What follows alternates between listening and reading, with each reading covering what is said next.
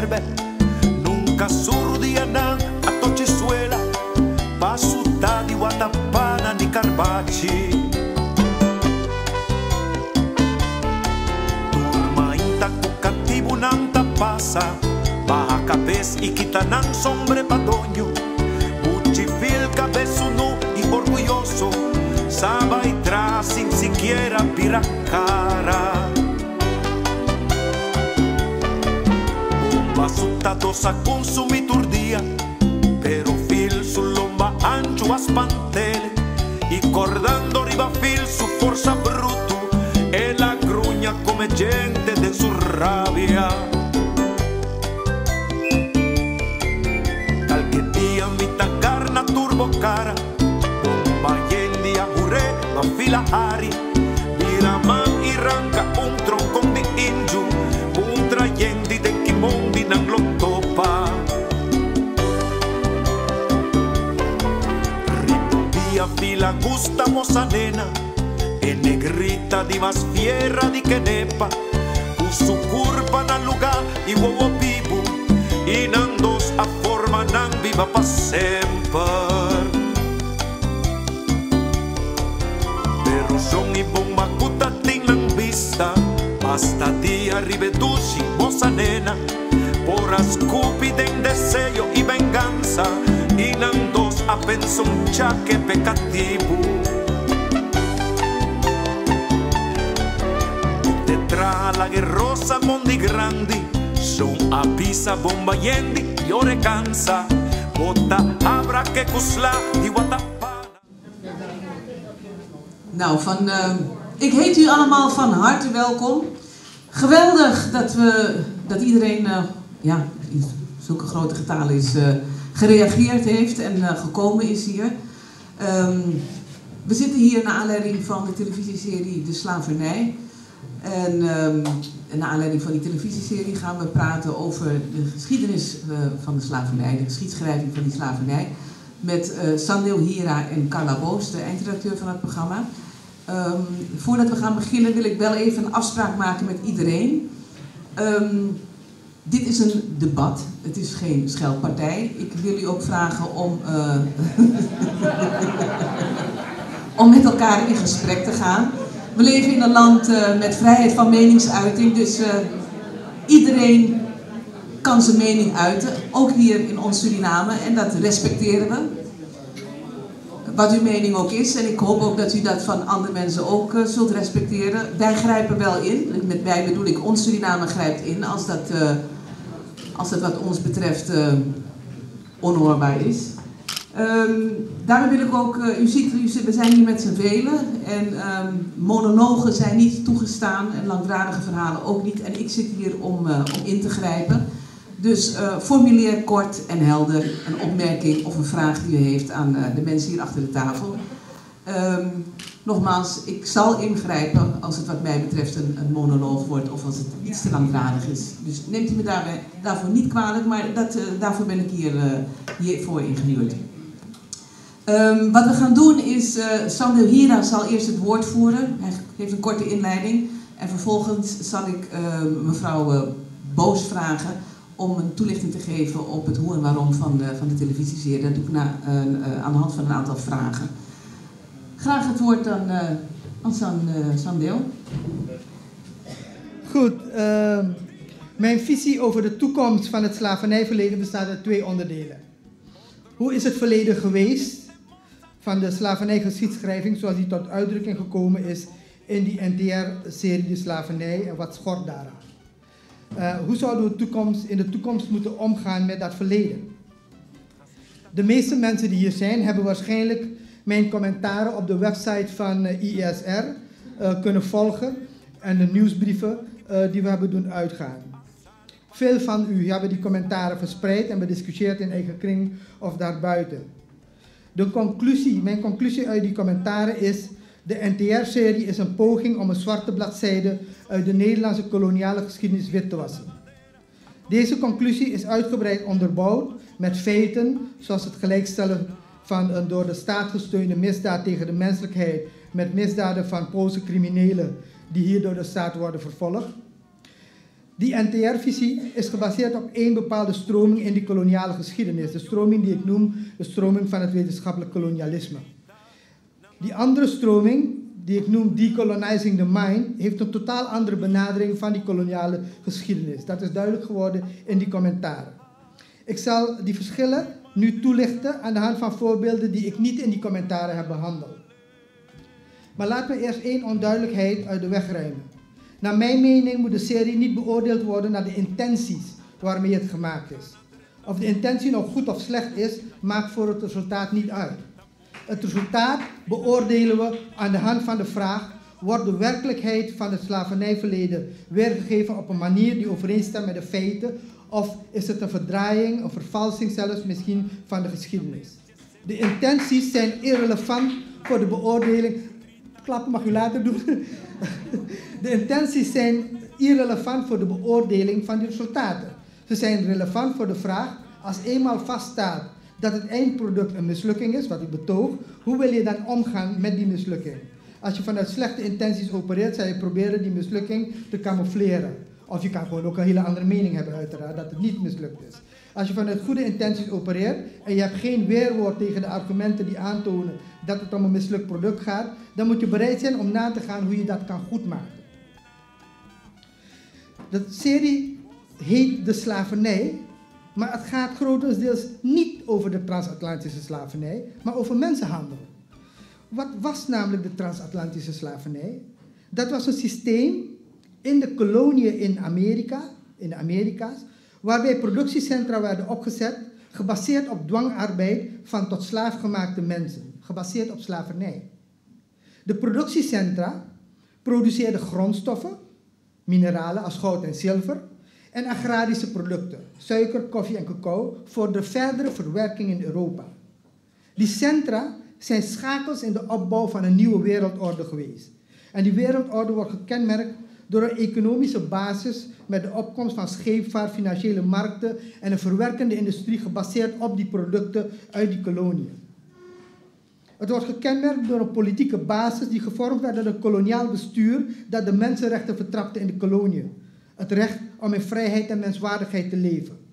Het had een sociale en ideologische basis met racisme als leidende ideologie en etnische verhoudingen waarbij blank aan de top van de sociale ladder zat en niet blank daaronder.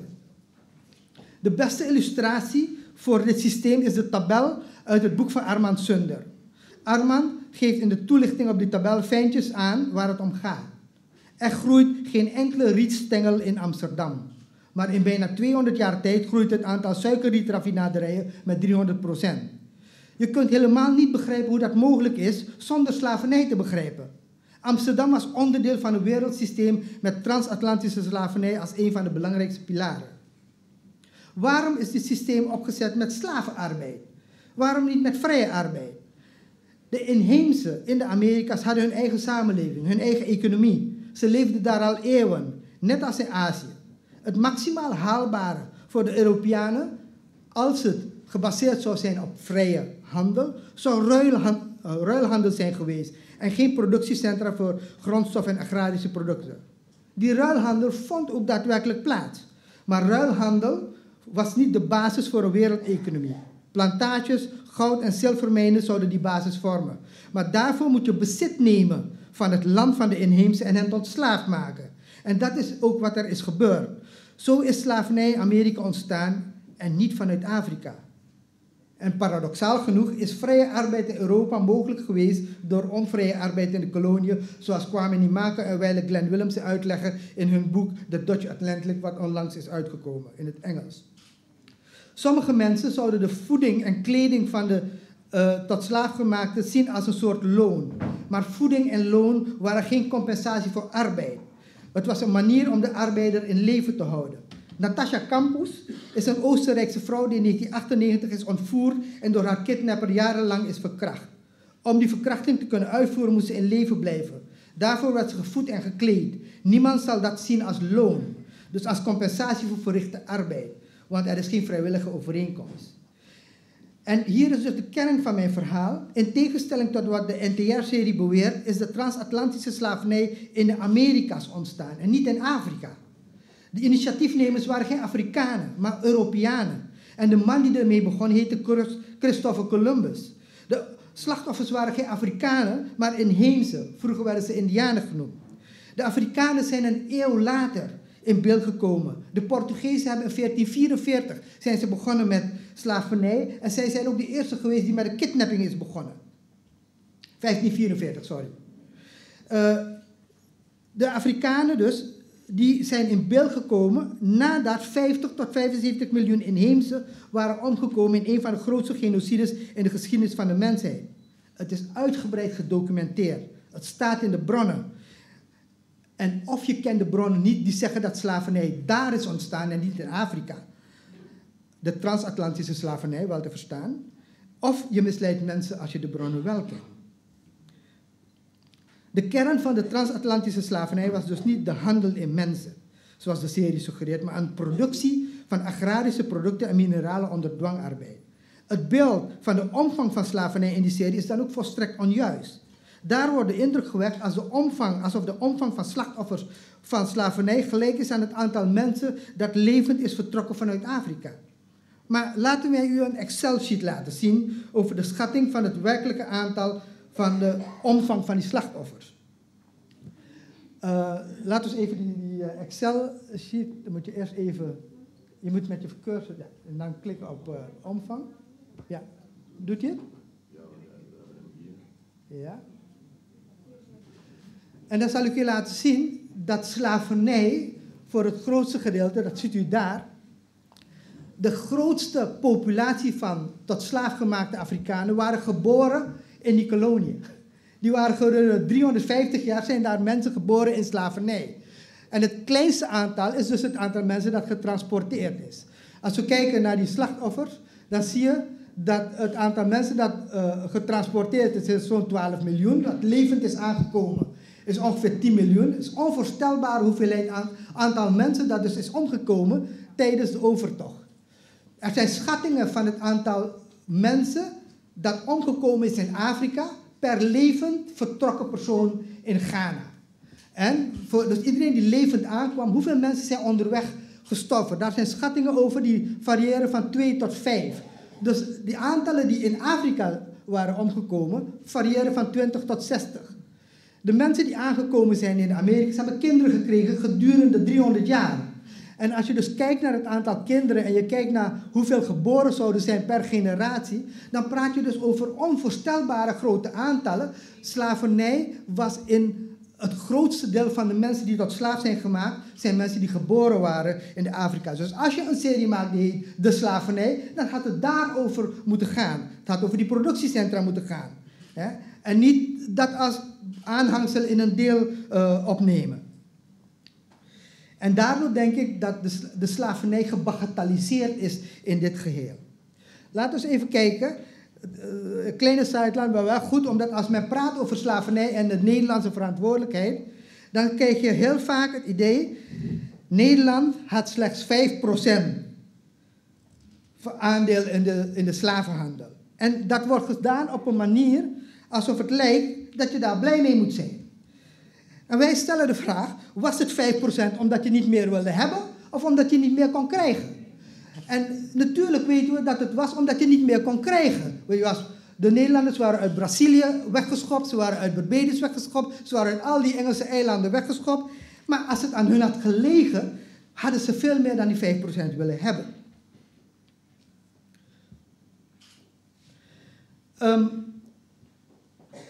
In de serie wordt ook, daar waar men wel aandacht schenkt aan slavernij in de koloniën, wordt in de serie de stelling gepresenteerd door Hagemeyer, exploitant van een vakantiewoning op Frederiksdorp en ex-slavernijdeskundige.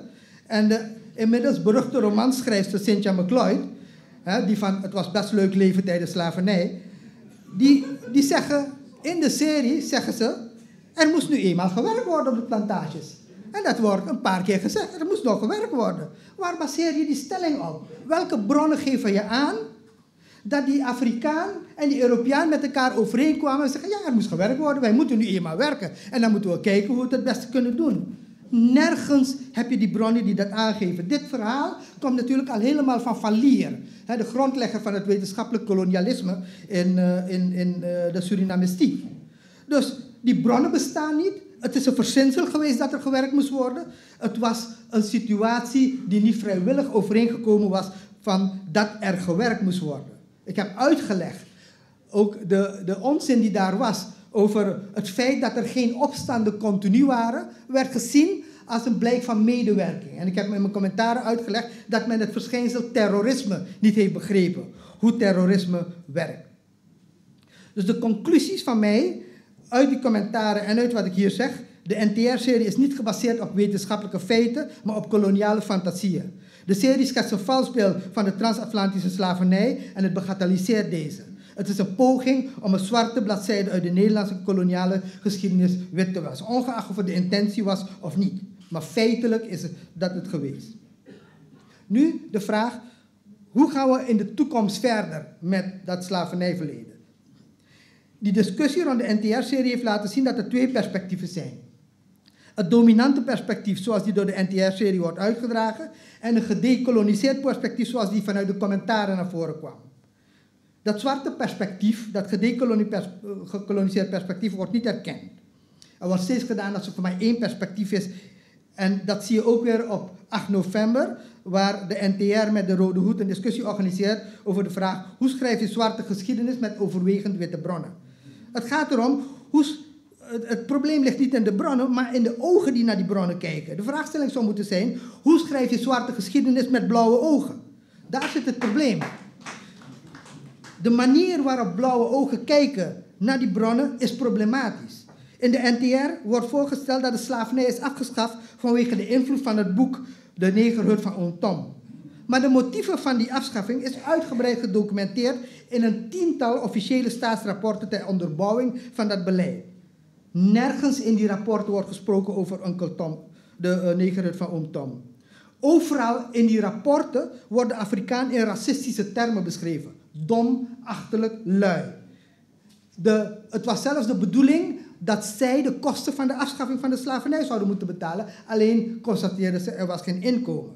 Dus blauwe ogen kunnen niet eens zien wat daar al staat in die bronnen. Omdat het zo pijnlijk is voor het verheven beeld van de Europese beschaving. Henk den Heijer, die van er zijn geen racisten maar teleurgestelde Nederlanders, de grote deskundige van de NTR, schrijft in zijn oratie dat hij niet weet wat die Afrikanen in het ruim van die slavenschip zouden moeten hebben gedacht toen ze daar geketend waren. Want ja, er zijn geen bronnen, hè? En wij zeggen, wat bedoel je dan? Zou je denken, die kettingen daar, zou dat armbanden kunnen zijn? Zou dat oorringen kunnen zijn? Wat zou het kunnen zijn? Als je dat niet kan bedenken als mens, dat het een uiting is van ketening en onvrijwilligheid, godsnaam, wat voor wetenschap wordt hier aan de universiteiten gedoseerd? De blauwe ogen zijn niet in staat om Afrikanen als normale mensen te zien. En daarom kunnen ze de betekenis van een eenvoudig gegeven als een ketting niet interpreteren zoals alle andere normale mensen dat kunnen. Die blauwe ogen, als het hun uitkomt, schuiven ze alle bronnen terzijde om de grootst mogelijke onzin te verkopen. Pieter Emmer, de wetenschappelijke held van de Universiteit van Leiden en de mentor van vele wetenschappers, schrijft dat de Afrikanen 2 keer gebrandmerkt werden. Hij schrijft letterlijk, ik citeer, ze zagen het als een bewijs dat hun nieuwe eigenaar voor hun zou zorgen. Hij schrijft dat de tot slaafgemaakte Afrikanen geen vrijheid wilden. Hij schrijft letterlijk, ik citeer, ze wilden wat meer tijd om te tuinieren. Ze willen hun producten verkopen aan andere plantages of op de slavenmarkt. Ze willen vissen en een geweer om te kunnen jagen. Ze willen af en toe naar andere plantages om hun familie te bezoeken en dat kon allemaal ook. Hé, wacht even. Jullie zweren toch bij bronnen? Waar zijn die bronnen waar dit staat? Want ze hebben toch niks achtergelaten, geen geschrift achtergelaten waar je deze conclusie uit kon trekken.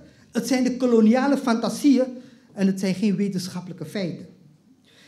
Dus de komende jaren moeten wij vechten voor het feit dat er 2 perspectieven zijn in de koloniale geschiedenis en de erkenning dat die 2 perspectieven er zijn.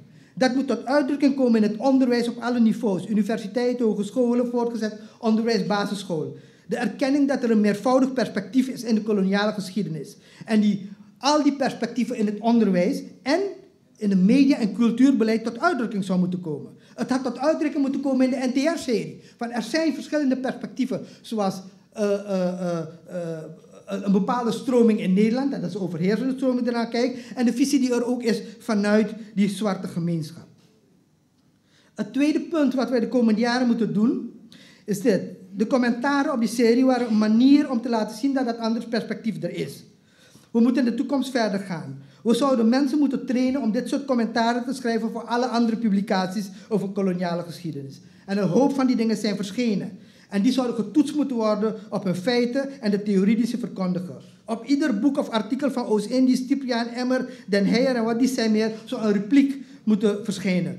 Om de waarheid te kunnen onderscheiden van de fantasie en om alle argumenten en tegenargumenten in beeld te krijgen in de slavernijdiscussie. En vanuit die kritiek moeten alternatieve tekstboeken worden gemaakt, zodat de kanon van Nederland wordt gebaseerd op wetenschappelijke feiten in plaats van koloniale fantasieën. En verder moeten wij de discussie over de NTR-serie gaat niet alleen over een televisieprogramma. Het gaat over de vraag, wat is de identiteit van Nederland? Welke rol speelt geschiedenis in die identiteit? Hoe wil Nederland omgaan met het gegeven dat zij schuldig was aan een misdaad tegen de menselijkheid? En dat is wat al die tijd verzwegen is in de serie. En wil je dat wegmoffelen of wil je het erkennen? Wat is het verband met de Gouden Koets? En de vraag hoe je wil omgaan met het koloniaal verleden. Hoe gaan we de discussies over Sinterklaas en Zwarte Piet de komende jaar organiseren? In hoeverre is het PVV-gedachtegoed merkbaar in de discussie over koloniale geschiedenis? Dit zijn de vragen die een rol spelen in het integratiedebat en hoe je om wil gaan met het slavernijverleden als er nu een multiculturele samenleving is ontstaan, waarin de nazaten zitten van de daders en de nazaten van de slachtoffers van de misdaad tegen de menselijkheid. Hoe wil je met dat gegeven omgaan? Andere landen zijn ons voor geweest. Amerika is ons voor geweest. Frankrijk is ons voor geweest. Canada, Australië is ons voor geweest. Hoe je daarmee moet omgaan. Dat is het erkennen dat er een misdaad heeft plaatsgevonden tegen de menselijkheid en daarnaar handelen in onderwijs, media en cultuur. Die vragen staan de komende jaren op de agenda en de NTR-serie is een aanleiding om een bredere agenda op te zetten. En tot slot, soms moet verandering ook van buiten gestimuleerd worden. Stel je voor dat Amerikaanse zwarte organisaties jaarlijks protestbrieven zouden sturen naar Nederlandse ambassades en Nederlandse bedrijven over de jaarlijkse vernedering van zwarte mensen op 5 december bij de Sinterklaasviering. Stel je voor dat zwarte televisiestations het beschavingsniveau van Nederland aan de kaak zouden stellen, waarbij kritiek wordt geleverd op de afbeelding van de Gouden Koets en de manier waarop hiermee wordt omgegaan. Zou dat effect niet veel groter zijn dan als we onze protesten hier in isolement organiseren? Stel je voor dat Mandela het heeft over Sinterklaas in Nederland. Hoe zou de koningin reageren? Ik denk dat we een internationaal podium moeten opgaan en die strijd voor een geciviliseerd Nederland op internationale podia moeten brengen. Ik dank u voor uw aandacht.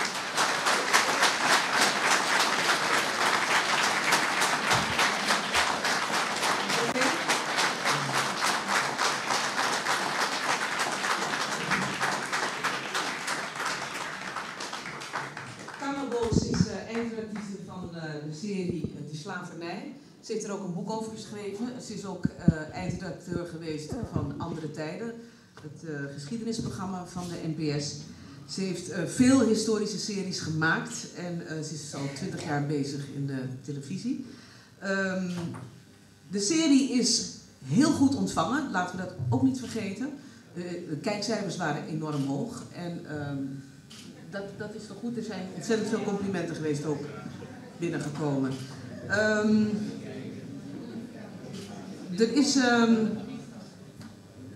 We gaan even bij het begin beginnen. Wat komt u doen, meneer? Ik wil mevrouw Roos. Boos. Mevrouw Boos. Ik wil u bloemen overhandigen. Ik was vandaag bij de bloemenman om bloemen voor mijn partner te kopen. En daar stonden bloemen te koop die ik herkende vanuit de geschiedenisboeken. En ik vond het gepast om ze mee te nemen voor u, vanwege de vijandigheid waarin u zich vandaag begeeft. Nee, dat is absoluut geen sprake van vijandigheid. Laten we daar duidelijk over zijn hier. En het mooie van deze bloemen is dat deze bloemen staan voor het verleden waar we het over hebben. staan symbool daarvoor. En toen ik ze zag, toen moest ik denken aan het feit dat het volgens mij makkelijker is om deze bloemen te plukken op het open land buiten, dan dat je in een gesloten ruimte t-shirtjes moet naaien. En daarom wil ik deze overhandigen. Mevrouw Wagen, meneer, zegt u dat mijn inleiding vijandig is geweest? Het is absoluut niet waar, nee. Ik heb niet gezegd dat uw inleiding vijandig is geweest. Oké, maar want dat was de implicatie van uw betoog net. Ik denk dat hetgeen de uitzending heeft losgemaakt in de Surinaamse gemeenschap, dat vijandige gevoelens zijn. En dat zijn gevoelens die bij mensen horen. Dat is correct. Dat is correct. Maar goed, ik wil er nogmaals op wijzen. Mevrouw Boos en Sandeel Hira zijn hier te gast. En wij gaan met elkaar in gesprek. En ik neem aan dat er geen sprake is van vijandigheid naar wie dan ook hier in deze zaal. We gaan met elkaar in gesprek. Mevrouw Boos, u heeft het betoog van de heer Hira kunnen aanhoren. Zou u daar meteen een reactie op willen geven of zullen we het gesprek gewoon... Nou, ik zou wel één ding willen zeggen. Ik vind het wel heel erg jammer dat er maar bepaalde aspecten van de serie aan de orde zijn gekomen in het verhaal van Zendu. Dat hij bijvoorbeeld niet vertelt dat Leo Balai in een hele langdurige scène onderdeks in een schip precies zit te vertellen wat er gebeurt met die armbanden, zoals jij met een beetje badinerend en bagatelliserend zei. Dus ik vind dat je... ik zeg het nu trouwens. Ja, natuurlijk. En ik Carla, ja? Oké, Carla. Dus dat vind ik een beetje jammer. Het is een beetje toegespitst op de dingen die misschien die hier misschien gevoelig liggen. Dat vind ik jammer. Dat is de eerste reactie. Oké. Kunt u uitleggen wat het uitgangspunt is geweest bij het maken van deze serie? Ja, dat kan ik zeker. Het uitgangspunt van de serie is het sluiten. Is dichterbij? Ja. Oeps. Ja. Ik ga hem even dichterbij. Het uitgangspunt van de serie is geweest dat slavernij een misdaad tegen de menselijkheid is. Dat is het uitgangspunt. De kritiek die op de serie is dat er sprake is geweest van, of tenminste van bagatellisering, van overrelativering. Komt dat bekend voor bij u? Die kritiek die ken ik, daar ben ik het niet mee eens. Daar bent u niet mee eens? Nee, daar ben ik het niet mee eens, nee.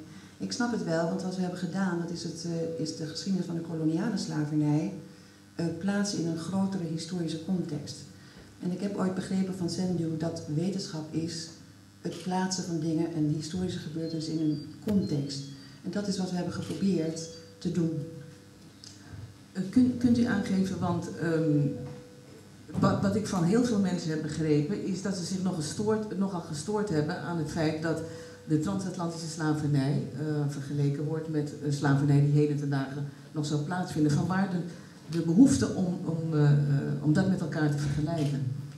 Ik vind het geen vergelijking. Het is het signaleren van allerlei gebeurtenissen, historische gebeurtenissen en actuele gebeurtenissen. Ik denk dat het belangrijk is dat de kijker weet dat we niet hoeven te denken dat slavernij iets uit het verleden is, dat het op de dag van vandaag slavernij is. Ja, maar waarom zouden mensen daarvan niet op de hoogte zijn? Ik denk dat heel veel mensen daar niet van op de hoogte zijn. Ik denk dat heel veel mensen zich onderschatten hoeveel miljoenen mensen, kinderen bijvoorbeeld, met name, leven in slavernij. In slavernij. Er zijn kinderen die worden verkocht, die worden te werk gesteld enzovoort. Wij wilden het plaatsen in het grote kader van historie en van actualiteit. En daarin zoomen we in op de transatlantische slavernij. Die een hoofdstuk apart is in de geschiedenis. Want de transatlantische slavernij heeft aparte kenmerken. En is niet in elke zin te vergelijken met moderne slavernij. Maar het is ook een fout om te denken dat slavernij uitgebannen is. Want echt mensen, dat is het niet. Nee, maar dat begrijp ik. Dat begrijpen heel veel mensen. Maar toch rijst dan de vraag van waar die behoefte om die andere soorten slavernij, de slavernij die heden ten dagen plaatsvindt, om dat erbij te betrekken. Het is dan alsof je het een beetje wegrelativeert. Zo van, nou kijk, het is van alle tijden. We maken het heden ten dagen ook mee. Ik bedoel, dat is het gevoel dat bij mensen leeft. En van eindelijk is er dan een moment en is er tijd en wordt er ruimte gemaakt om die verzwegen bladzijden, om daar aandacht aan te besteden. En dan potjandori, dan betrekken er weer van alles en nog wat bij. Ja, dat is een kwestie van overtuiging, denk ik. Wij vonden het een goede zaak om het te plaatsen in een grotere historische ontwikkeling, om het ook te plaatsen in actualiteit. En ik denk dat we met aflevering 2, 3, 4 en 5 heel veel aandacht besteden aan de koloniale slavernij. Die eerste aflevering, dat gaat inderdaad voor, ik geloof, 4 minuten of zo, over de Polen in Rotterdam. Ik weet niet of dat voor heel wat gelukkig is, maar goed, het is wel een manier om te laten zien dat slavernij ook nu in de Nederlandse samenleving aan de orde is. En vervolgens gaat die eerste aflevering, die werkt er naartoe hoe Nederland in de slavenhandel terecht is gekomen. Helemaal precies, ik ben het helemaal eens met wat Sendu net zei, hoe dat verlopen is. Gewoon winstbejag, koloniën op de Portugezen veroveren en daar zoveel mogelijk geld uit willen slepen. Dat is wat er historisch gebeurd is. In hoeverre is er in de serie vooraf rekening gehouden met de gevoeligheden die leefden onder de nazaten van het slaafgemaakte? Is daar bewust ook rekening mee gehouden? Of Slavernij is per definitie een omstreden onderwerp. Ik heb altijd begrepen dat witte Nederlanders die bladzijden zo gauw mogelijk omslaan, terwijl het voor Surinaamse Nederlanders, Antilliaanse Nederlanders een heel gevoelig en pijnlijk onderwerp is. Dus dat het lastig was, dat hebben we van begin af aan geweten, ja. En hoe bent u daarmee omgegaan? Of Door ons heel goed te informeren bij niet alleen witte wetenschappers, maar ook Surinaamse, Nederlandse wetenschappers en Antilliaanse wetenschappers. Ja, en wat bent u dan daar ook door die zwarte Surinamers op gewezen dat er gevoeligheden lagen? Natuurlijk, maar dat had ik al bedacht voordat ik überhaupt iemand had gesproken. Natuurlijk is dit een lastig onderwerp. Het is niet voor niks uit de Nederlandse geschiedenisboeken bijna verdwenen. Er wordt niet voor niets nauwelijks onderwijs gegeven over de geschiedenis van slavernij, die God beter het honderden jaren heeft geduurd. Dat is niet voor niks. Herkent u zich in de kritiek van de heer Hiera? Misschien moeten we dan nu het debat toch starten tussen de twee mensen. Over de manier waarop hij noemt het de koloniale geschiedschrijving. Nee, niet de koloniale geschiedschrijving, maar de Tempo Dulu geschiedschrijving. Waarop de serie gebaseerd zou zijn. Herkent u zich daarin, in die kritiek? Misschien wil jij dat weer. Ik heb wel blauwe ogen. Ik heb blauwe ogen, daar kan ik niet omheen. Nee, maar ik denk dat dit in overdrachtelijke zin bedoeld wordt. Nee, dat begrijp ik. Dus zo bedoel ik het nu ook. Ja. Ik ben natuurlijk een witte Nederlander, dat is waar. Maar we hebben ons natuurlijk heel erg goed geïnformeerd door andere gekleurde Nederlanders, andere kleurige Nederlanders. Maar goed. Oké. Wat is het als je de context wil aanduiden, en dat moet, als je het delen maakt, moet je de context aanduiden. Wat is nou zo verkeerd aan de context zoals die door de serie is aangegeven? Ik ga dat met een voorbeeld aantonen. Als je verschijnselen van soortgelijke orde met elkaar wil vergelijken, dus je wil tijgers vergelijken met leeuwen, dan ga je in die vergelijking kijken van wat zijn de dingen die ongeveer bij hun horen. Je gaat niet een vlieg nemen en een vlieg vergelijken met een tijger. Dat ga je niet doen. Dus als je een misdaad tegen de menselijkheid wil vergelijken, dan ga je kijken naar andere misdaden tegen de menselijkheid. Je kijkt naar de Holocaust. Je kijkt naar de geschiedenis van de inheemse. Dus je gaat niet een aantal mensen die een etalagepop als voorbeeld nemen in de Kalverstraat en zeggen van kijk, dit is mensenhandel en dit is ook slavernij. Want dat het onvrijheid is, prima. Een vlieg is ook een dier. Een tijger is ook een dier. Maar als je de context juist wil hebben, dan moet je ook de juiste parameters hebben om die vergelijking te kunnen maken. En dat is mijn grootste bezwaar tegen Oké, maar mevrouw Boos, mag mevrouw Boos nog reageren? Ik geef mijn commentaar op de vergelijking met de Holocaust. De Holocaust is moord. Als ik nu iedere willekeurige moord Holocaust zou nemen en zeggen gisteren was er weer een Holocaust gepleegd aan de Amsterdamse Centraal Station, dan zouden mensen toch je uitlachen, omdat die context die je plaatst is een volstrekt verkeerde context. Door iedere moord Holocaust te willen noemen, zoals je niet iedere onvrije situatie die vandaag de dag plaatsvindt transatlantische vergelijk met de transatlantische slavernij. Want daar waren de kenmerken dat het door de staat geïnitieerd, gedragen, verdedigd werd, op grote schaal plaatsvond. En dat zijn dingen die je niet hebt over de Polen in Rotterdam of whatever in Mali of in India. Het Indiase parlement sanctioneert niet mensenhandel. Bovendien was het ook productie. Zoals ik zei, slavernij wordt steeds met handel in verband gebracht. Het moet in verband gebracht worden met productie. Mag mevrouw Boos nu reageren? Ja. Ik vind, maar dat heb ik geloof ik al eerder ook laten weten aan de heer Hira. Ik vind de vergelijking met de Holocaust vind ik altijd een heel erg lastige. Ik vind... Omdat? Ik vind... Dames, rustig. Mag mevrouw Boos even uitpraten? Hallo. Ja. Ik snap dat u zo reageert. Dat snap ik echt. Maar de Holocaust is een... De Holocaust en de slavernijgeschiedenis, ik denk dat je beide tekort doet door ze met elkaar te vergelijken. Dat is wat ik bedoel.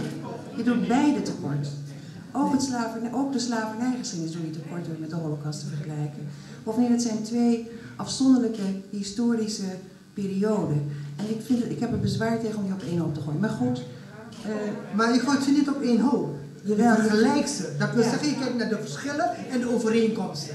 Beide dingen kijk je naar verschillen en overeenkomsten. Maar het probleem is dat M.C. Serre, een zwarte schrijver uit Martinique, geweldig intellectueel, heeft een boek geschreven over de vergelijking Holocaust en slavernij, transatlantische slavernij. En hij legt de vinger op de juiste plek.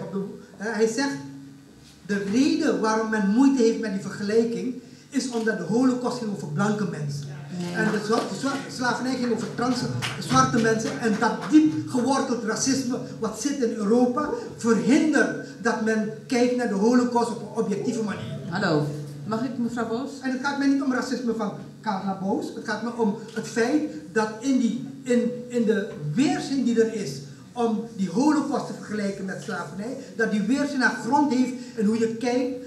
Maar misschien kan mevrouw Boos even uitleggen wat ze precies bedoelt. Nou, dat je tekort doet, dat je de Holocaust tekort doet. Nee, maar ook de slavernij. Ja, precies. Misschien kan ze dat slavernij uitleggen. Ja. Ik ben een beetje van apropos, eerlijk gezegd. Nou ja, goed. En, wat is... Je zou, om die twee te vergelijken, zou je ze alle twee tekort doen. Je doet ze alle twee tekort, dat zijn alle twee gruwelijke episoden in de geschiedenis. Dat is het. Meer is het niet. Waarom moet je dat met elkaar vergelijken? Waarom vergelijk je... Ik denk ook dat het de slavernijgeschiedenis geen goed doet door de vergelijking met de Holocaust, eerlijk gezegd. Maar waarom vergelijk je het met die Polen in Rotterdam?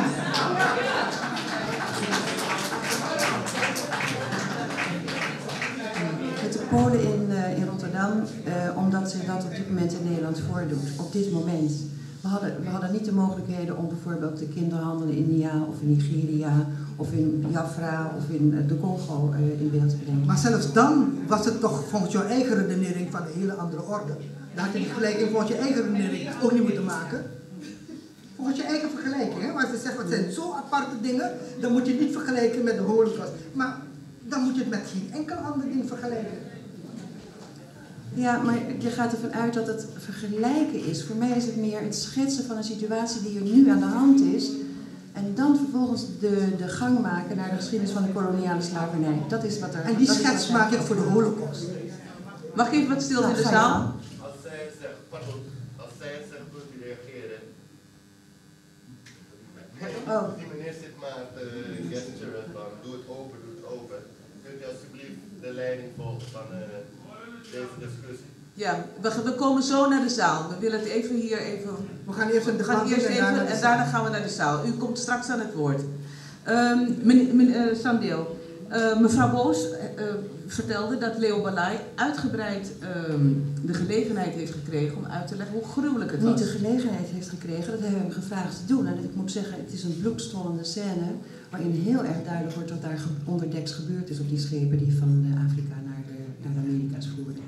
Dus ik vind het heel erg jammer dat die elementen niet worden genoemd en dat er uitsluitend aandacht wordt besteed aan bijvoorbeeld iets wat meneer Henk den Heijer zegt. En juist in de confrontatie tussen zeg maar, de visie van den Heijer en de visie van Leo Balai heb je ook verschillende perspectieven waar de heer waar Sendou zo aan hecht. Snap je? Dat is natuurlijk ook wat je ook kunt zien. Ja. Wat gebeurde er na die scène? Na die scène werd de scène in context geplaatst door Bunskoek. En die vergeleek het vervolgens met homo's in Walcheren. En dat is wat er toen gebeurde. De context waarin Balai zijn verhaal werd geplaatst, werd plotseling gezegd van ja, het gebeurde wel met schepen, maar het was allemaal ook niet zo erg het was ook best erg in Walcheren en in Amsterdam. En ik denk dat dat de manier is waarop Balai's verhaal is gepositioneerd. Het wordt verteld inderdaad en wordt daarna gerelativeerd. En ik denk dat dat het grote probleem is met die serie.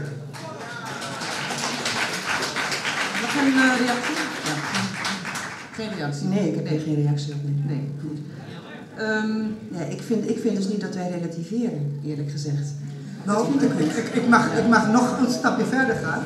Want Balai had de vergelijking willen maken met het concentratiekamp in zijn dissertatie. En dan gaat het niet alleen nu om de serie, maar ik plaats de serie in de grotere geheel. En daarom noemde ik Den Heijer ook. Ik plaats die serie, wat daar in de serie is gebeurd, is het verhaal wat verteld wordt door Oost-Indie, van Stipiaan, Heijer enzovoort. Die ene stroming. En de zwarte deskundigen daarin hebben tot rol om die stroming te bevestigen. Niet om het ter discussie. Maar Ja, natuurlijk. Hier wil ik heel erg graag op reageren. Ja. Ik heb net in verband voor iets anders heb ik aflevering 4 bekeken. En zo had ik het eigenlijk nog nooit bij elkaar opgeteld. Aflevering 4 gaat over het leven op de plantage. Dat weet u waarschijnlijk wel. Ik had het nooit bij elkaar opgeteld, maar aan het woord komen Leo Balai, Mildred Caprino, André de Loor, John de Bie, of Bij, chirurg, Cynthia McLeod, de heer Kuddabux, Walter Sané, Salomon Emanuels. Dat zijn er 8. 8 ter plaatse deskundigen. Daartegenover staat een Ton Hagemeijer en een Bas Spek. En waarom zitten die in die aflevering? Omdat zij de enige 2 waren die de plantages van vroeger aan het conserveren waren en aan het herstellen zijn. En daarom zitten zij daarin. En daarom zijn die 2 witte mensen in. Als die witte mensen gewoon Surinamers waren geweest, dan hadden wij natuurlijk veel liever Surinaamse mensen geïnterviewd over dit onderwerp. Maar de verhouding is dus 8 tegen 2. En daar wil ik toch een beetje de nadruk op leggen. Het is niet alleen maar die witte historici, die witte deskundigen die aan het woord komen. Ik zou haast zeggen in tegendeel. Er worden wel degelijk zwarte mensen aan het woord gedaan. Uitgebreid ook. Maar zwarte mensen van een bepaalde stroming. Het gaat niet om de kleur van die stroming, het gaat om de inhoud, de opvattingen van die stroming.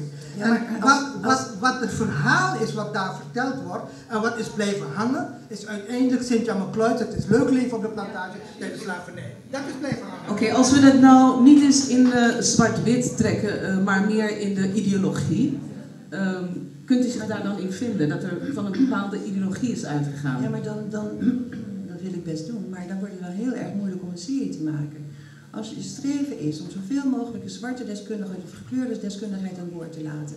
En al die gekleurde deskundigheid die blijkt niet te voldoen aan de standaard zoals die bij Sendel kennelijk geldt. Ja, met wie moeten wij dan gaan praten? Nou, dat kan ik u zeggen. Dat kan ik u heel goed zeggen. Sorry. Maar het is niet mijn persoon alleen. Hè. Er is een stroming. U moet maar de publicaties van de NC volgen. U moet de publicaties van ISR volgen. U moet het geluid hier in de zaal volgen. Het gaat niet om mij. Het gaat om het feit dat er een stroming is die slavernij ziet als een misdaad tegen de menselijkheid. Wat je niet zou onthouden als je 5 weken lang die serie hebt. Je zegt wel dat het concept was, maar het is niet overgekomen hoor. Maar Chandel, dat is het uitgangspunt hè, van de serie. Nee, maar als het uitgangspunt is het niet overgekomen. Ja, maar ik ben toch bang Sendel, dat het uitgangspunt dat je dat over het hoofd hebt gezien, net zoals je die scène met Leo Balai onderdeks in dat schip een beetje over het hoofd ziet. Je moet wel willen zien wat de bedoeling is. Terwijl ik heb het gevoel dat je voornamelijk zit te letten op de dingen waar we net misschien iets over de schreef gaan of net iemand een verkeerd citaat heeft of weet je zo. Dus ik vind echt dat je ons een beetje tekort doet met de manier waarop je erover praat en de citaten die je eruit haalt. Nee, maar de criteria die ik leg om die serie te beoordelen is, geeft het een correct beeld van de werkelijkheid. En ik ga niet zitten zoeken van wat heb je nou hier en daar fout gegaan. En de pilaren, de grondvesten waarop die serie is gevestigd, die grondvesten zijn fout. Het gaat niet om een detail hier en een detail daar. Welke grondvesten dat zijn. Nou, ten eerste, zoals ik zei, het vergelijken van een misdaad tegen de menselijkheid, het vergelijken van een vlieg met die tijger. Dat is een verhaal wat er komt. Tweede is, slavernij was productie, geen handel. Dat is wat er uitkomt uit die serie. En ik denk dat als je kijkt naar de manier waarop het is uitgewerkt, dan is wat is overgebleven bij een hoop zwarte mensen. Bij de blanke mensen geloof ik best dat ze zeggen van we wisten nooit dat er zoiets heeft plaatsgevonden als slavernij. Maar die mensen waar het betrekking op heeft, die zien het inderdaad als een bagatellisering van die misdaad tegen de mensen. Op een gegeven moment verschijnt er een stuk in de Volkskrant. Dat zijn de 3 belangrijke adviseurs van die serie. Doen een beetje afstand van die serie in dat stuk in de Volkskrant. Heeft u daar nog contact met ze over gehad? Wij spreken door de hele redactie spreekt morgen met deze 3 mensen. Ja.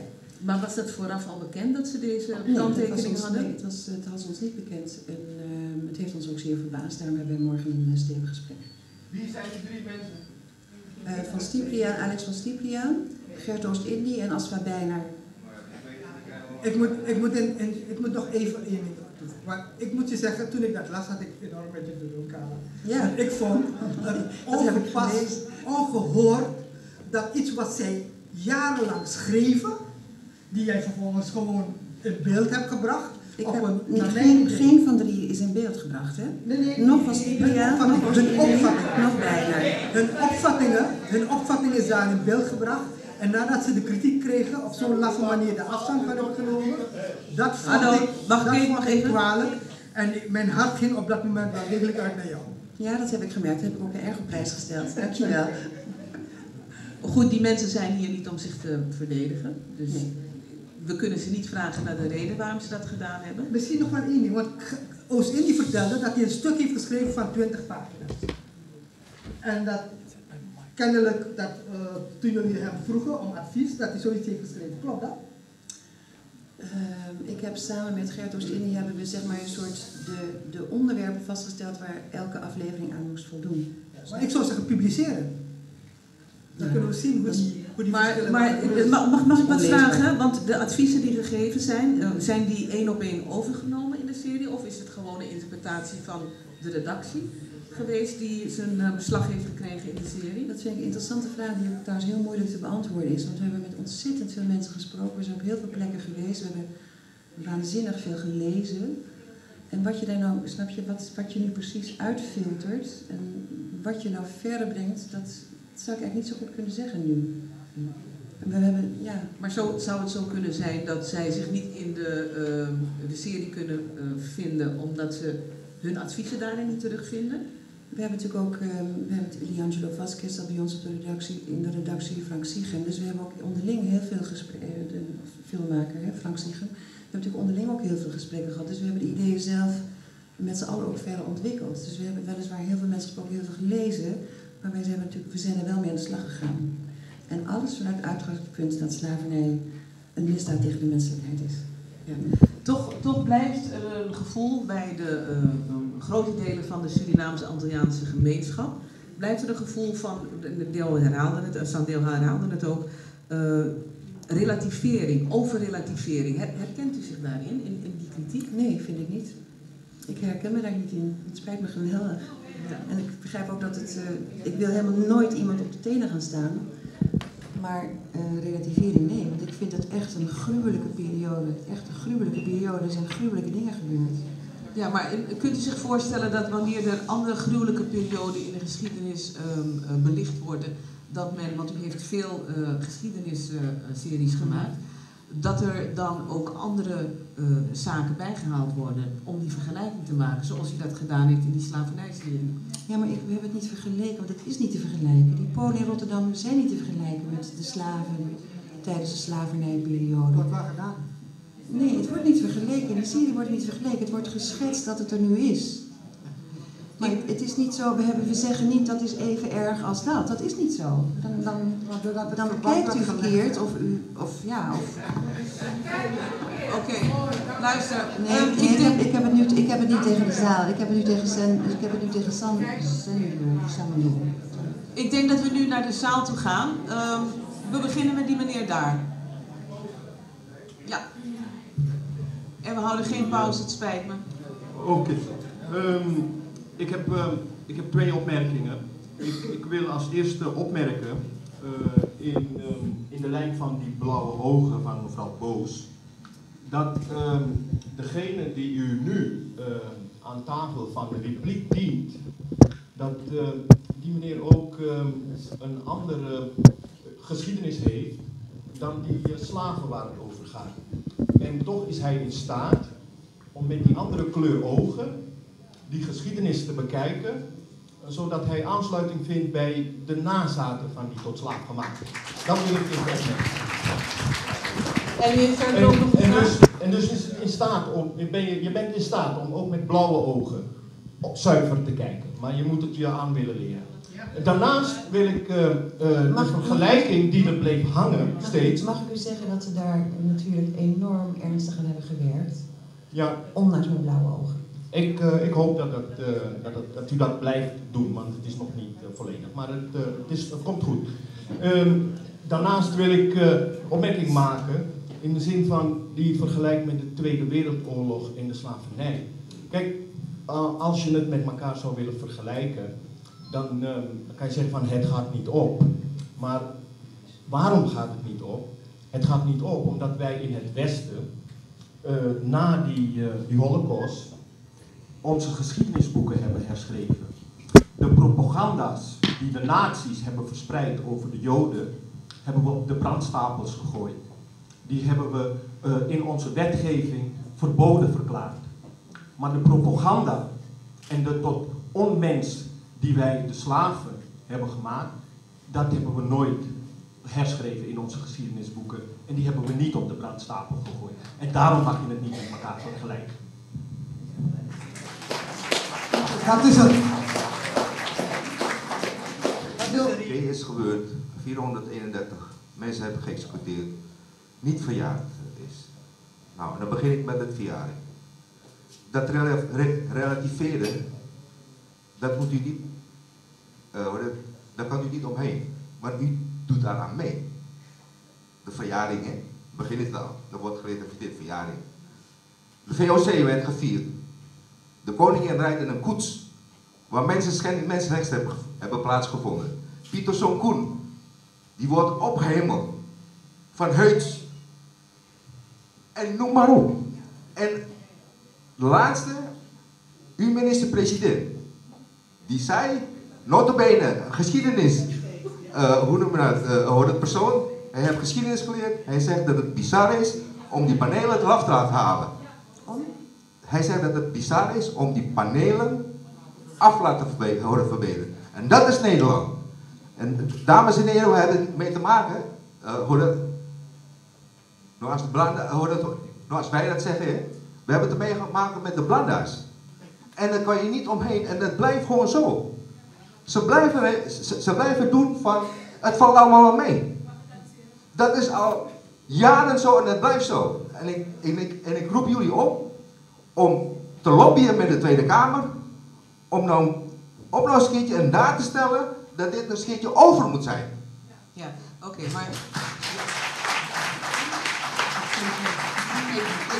Ik denk niet dat we Carla Boos daarvoor aansprakelijk moeten stellen. Maar daar was ik zo blij met ook dat die Sendo net zelf deed aan het eind van zijn betoog.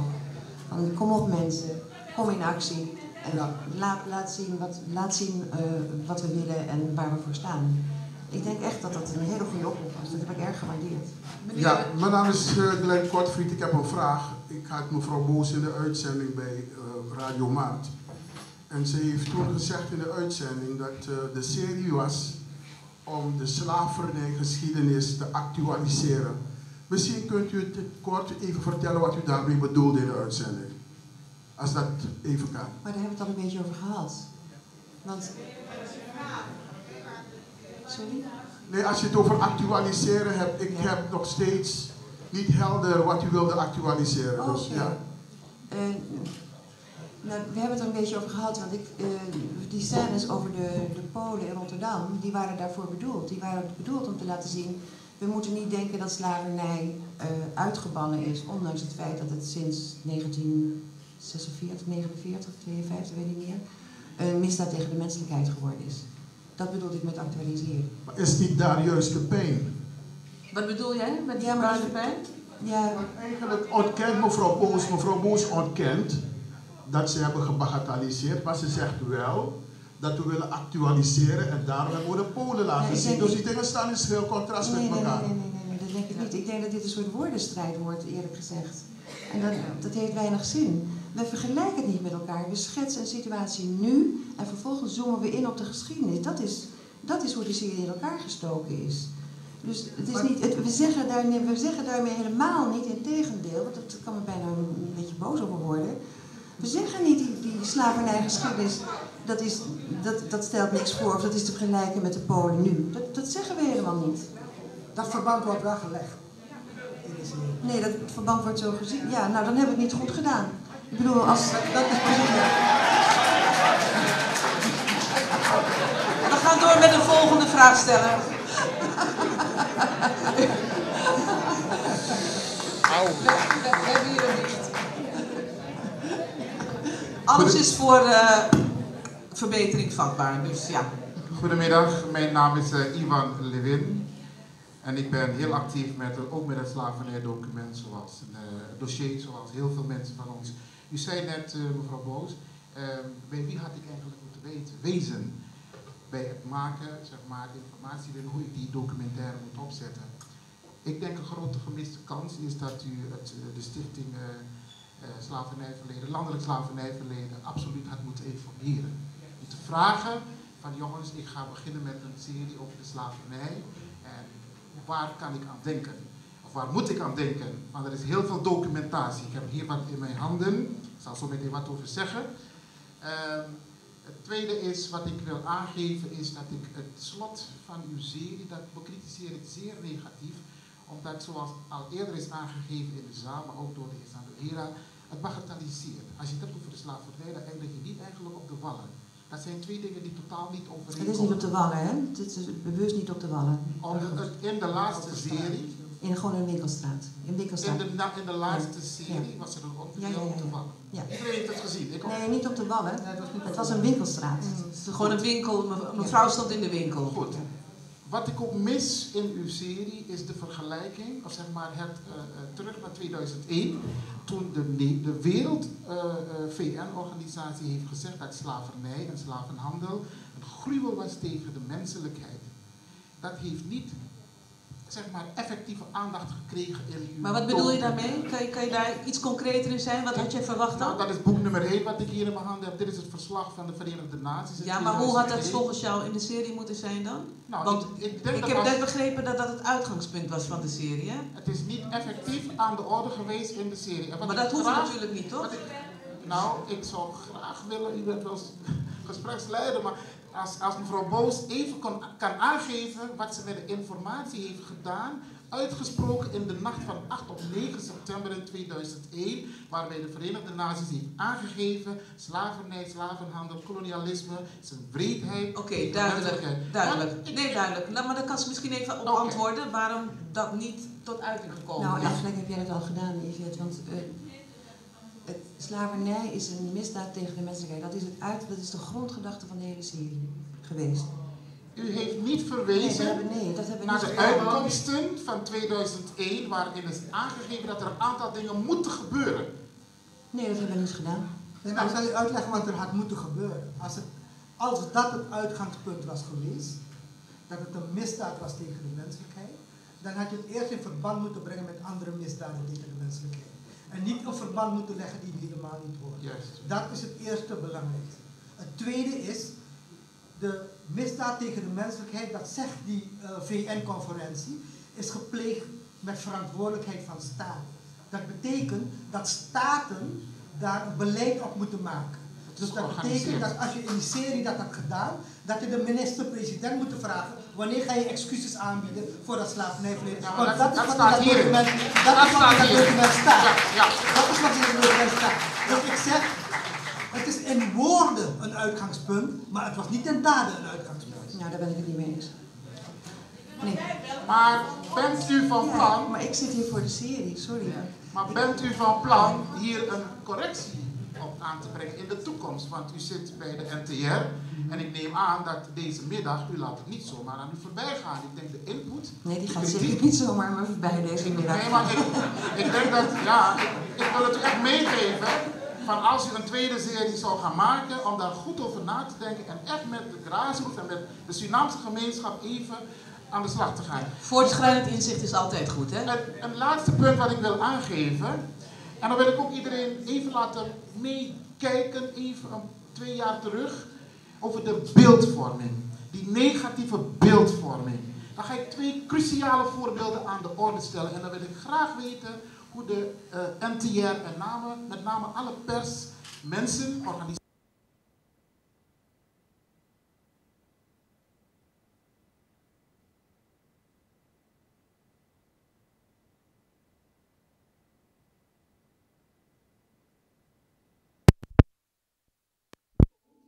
Nederlandse televisie.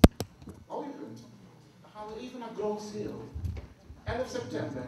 We hebben wel mensen die springen uit het gebouw, maar hebben wij op de Nederlandse televisie lijken en slachtoffers gezien?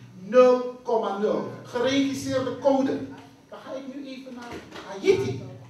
Dames en heren, hoeveel lijken hebben jullie gezien op de Nederlandse televisie toen het ging om zwarte mensen? Ontelbaar. Er is een code. En die code moet u, want u zit in het centrum van de pers, u moet dat beïnvloeden. We zijn het zat dat als het om zwarte mensen Even terug naar de serie. Even terug naar de serie. Wat willen jullie zeggen? Wat ik wil aangeven is dat ook die code moet gelden als het om mensen gaat. Als je zegt, als het om zwarte mensen gaat, breng die beelden niet op de Nederlandse televisie. Ja, maar dat heeft toch niets te maken met de serie nu? Absoluut. Want? Absoluut. Deze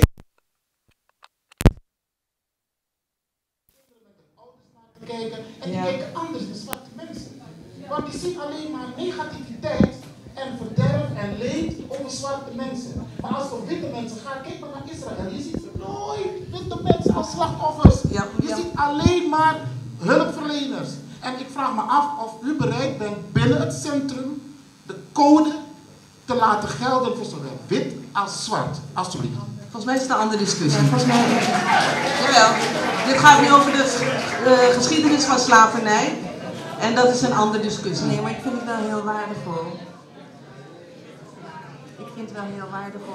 Ik ga hier inderdaad niet over. Dit is niet mijn... Daarom. Dit valt buiten mijn bevoegdheid. Maar ik wil nog maar even iets zeggen. Want ik vind wel dat we heel veel hoog opgeleide, zoals Glenn Helberg, ik zag hem net nog lopen, mensen ook aan het woord laten in de serie die we doen. Dus ik vind dat we niet alleen maar negatief, snap je, dat Haiti-verhaal, dat begrijp ik, dat is heel negatief ten opzichte van, zo wordt het ervaren tenminste. Maar dat hebben wij dus bewust het tegendeel bij wijze van spreken gedaan. De volgende. Mijn naam is Gustavo Yanga. Ik was 18 jaar, ik ben 67 nu, 18 jaar toen ik op Curaçao, Willemstad, op de Prins Hendrik School zat en waar ik vaderlandse geschiedenis kreeg. En vaderlandse geschiedenis, dat betekende dat je het hoofd moest leren, bijvoorbeeld Willem van Oranje, door Balthasar Gerards in Delft vermoord en al die dingen moest je leren. En er was één Surinaamse leraar die stencils maakte over hoe Tula op een gegeven moment de slavenopstand deed. Omdat het ontbrak in de geschiedenisboeken. Onze eigen geschiedenis ontbrak in de geschiedenisboeken. Toen ik voor het paar eerste uitzendingen van de slavernijprogramma zag, toen zag ik allerlei dingen in het begin over Marokko en zo dacht ik, waarom? Want er zijn scholieren die in het voortgezet onderwijs zitten en die denken, en dat is echt waar, dat alleen maar in Amerika slavernij is ontstaan. Want dat is, Amerika is natuurlijk heel bekend en zo. Maar onze eigen vaderlandse geschiedenis werd me ingebracht door een Surinaamse leraar en op de serie zie je niet dat de slavernij zoals het geweest is ingebed in de vaderlandse geschiedenis. Dan ontbreekt er ook nog aan, vind ik, als veel landen ons voor zijn geweest, die excuses hebben aangeboden. Waarom doet Nederland dat niet op een officiële en goede manier? Ja, maar... Dat is vaderlandse geschiedenis, ook de sorry die je moet uitspreken. Goed. opmerking en waarom is de serie dan niet onderdeel van, echt gemaakt als onderdeel van de vaderlandse geschiedenis die kinderen op school moeten leren? Er zijn naar aanleiding van de serie lespakketten gemaakt die naar de middelbare scholen en de lagere scholen. Mag ik even wat rust? Hallo.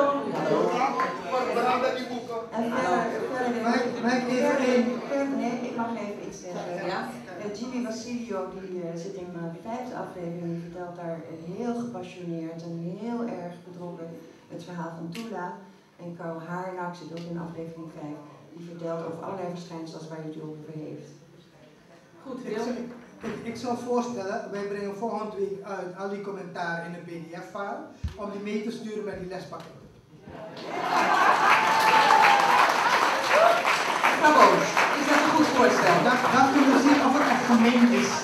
Mevrouw Boos, is dat een goed voorstel? Het zou heel fijn zijn als mensen er kritisch naar kijken, jazeker. Goed. Maar je moet even naar de microfoon, want anders verstaan we je niet. Ja, maar eigenlijk was die meneer eerst. Er staat een heel rijtje achteraan sluiten. Ik wil even vragen, Sandel en Carla, hebben jullie behoefte aan een pauze of zullen we doorgaan? Nou, ik wil wel doorgaan. Zullen we doorgaan of een pauze? We gaan dat rijtje afmaken dat daar staat en dan houden we een korte pauze. Ja, iedereen. Even snel, kort en bondig mensen. Mijn naam is Rudy Molester. Hartelijk dank dat u bij hier bent gekomen. Ik vind het heel moedig van mevrouw Boos dat ze hier is gekomen. Want ja,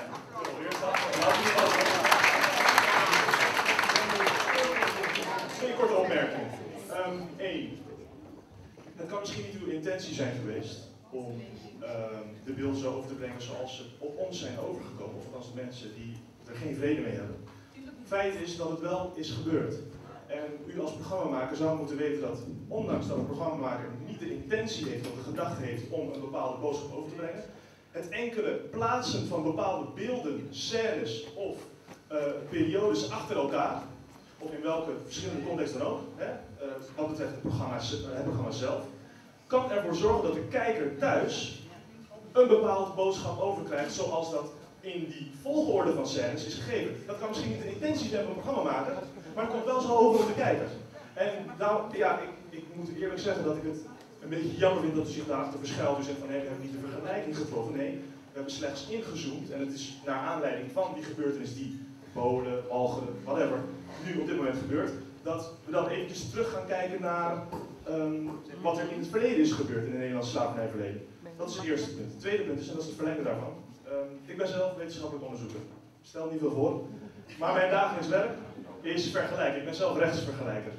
Het enige wat ik doe is vergelijken in het leven. En wat mij ook stoorde in die serie was dat, ondanks dat het ook weer niet uw intentie was, impliciet werd er wel vergeleken. Want wat Sandil net probeerde uit te leggen, kijk, u gaf net aan dat u de Holocaust en de slavernij, het zou allebei tekort doen om die met elkaar te vergelijken. Dat is van een hele andere slag, namelijk een morele slag. Je gaat kijken van, is het waard om die twee dingen te vergelijken met elkaar? Want het zijn zulke erge dingen, maar ze zijn helemaal los van elkaar. Dat is een morele en emotioneel gevoel is dat. Als we gaan kijken naar de wetenschappelijke parameters om ze te kunnen vergelijken, ja, ik zelf als wetenschapper, ze zijn prima te vergelijken. Waarom? De modellen, want wat je gaat doen bij vergelijken is, wetenschappelijk vergelijken is, je gaat terug naar een model. Je gaat kijken of het model aan zich, het systeem wat wordt geponeerd, of dat te vergelijken is met vergelijkbare basale kenmerken. De basale kenmerken van de Holocaust zijn heel goed te vergelijken met de slavernij. Dus ondanks dat ons emotioneel gevoel zegt van, of uw emotioneel gevoel zegt van, ja, ik vind dat is ja, je doet ze tekort. Wetenschappelijk gezien kun je ze prima vergelijken. En dat is een veel betere vergelijking, ook al was het niet uw intentie. Maar dat is wel wat bij mij is overgekomen. De onderdekse scène en dan vervolgens die scène in Walcheren. Ja, het kwam op mij gewoon over als kijker zijn als een vergelijking. Want ja, die beelden waren zo geplaatst. Mevrouw Boos, in hoeverre was het een emotioneel gevoel dat u heeft doen beslissen om die vergelijking niet te maken? Met de Holocaust?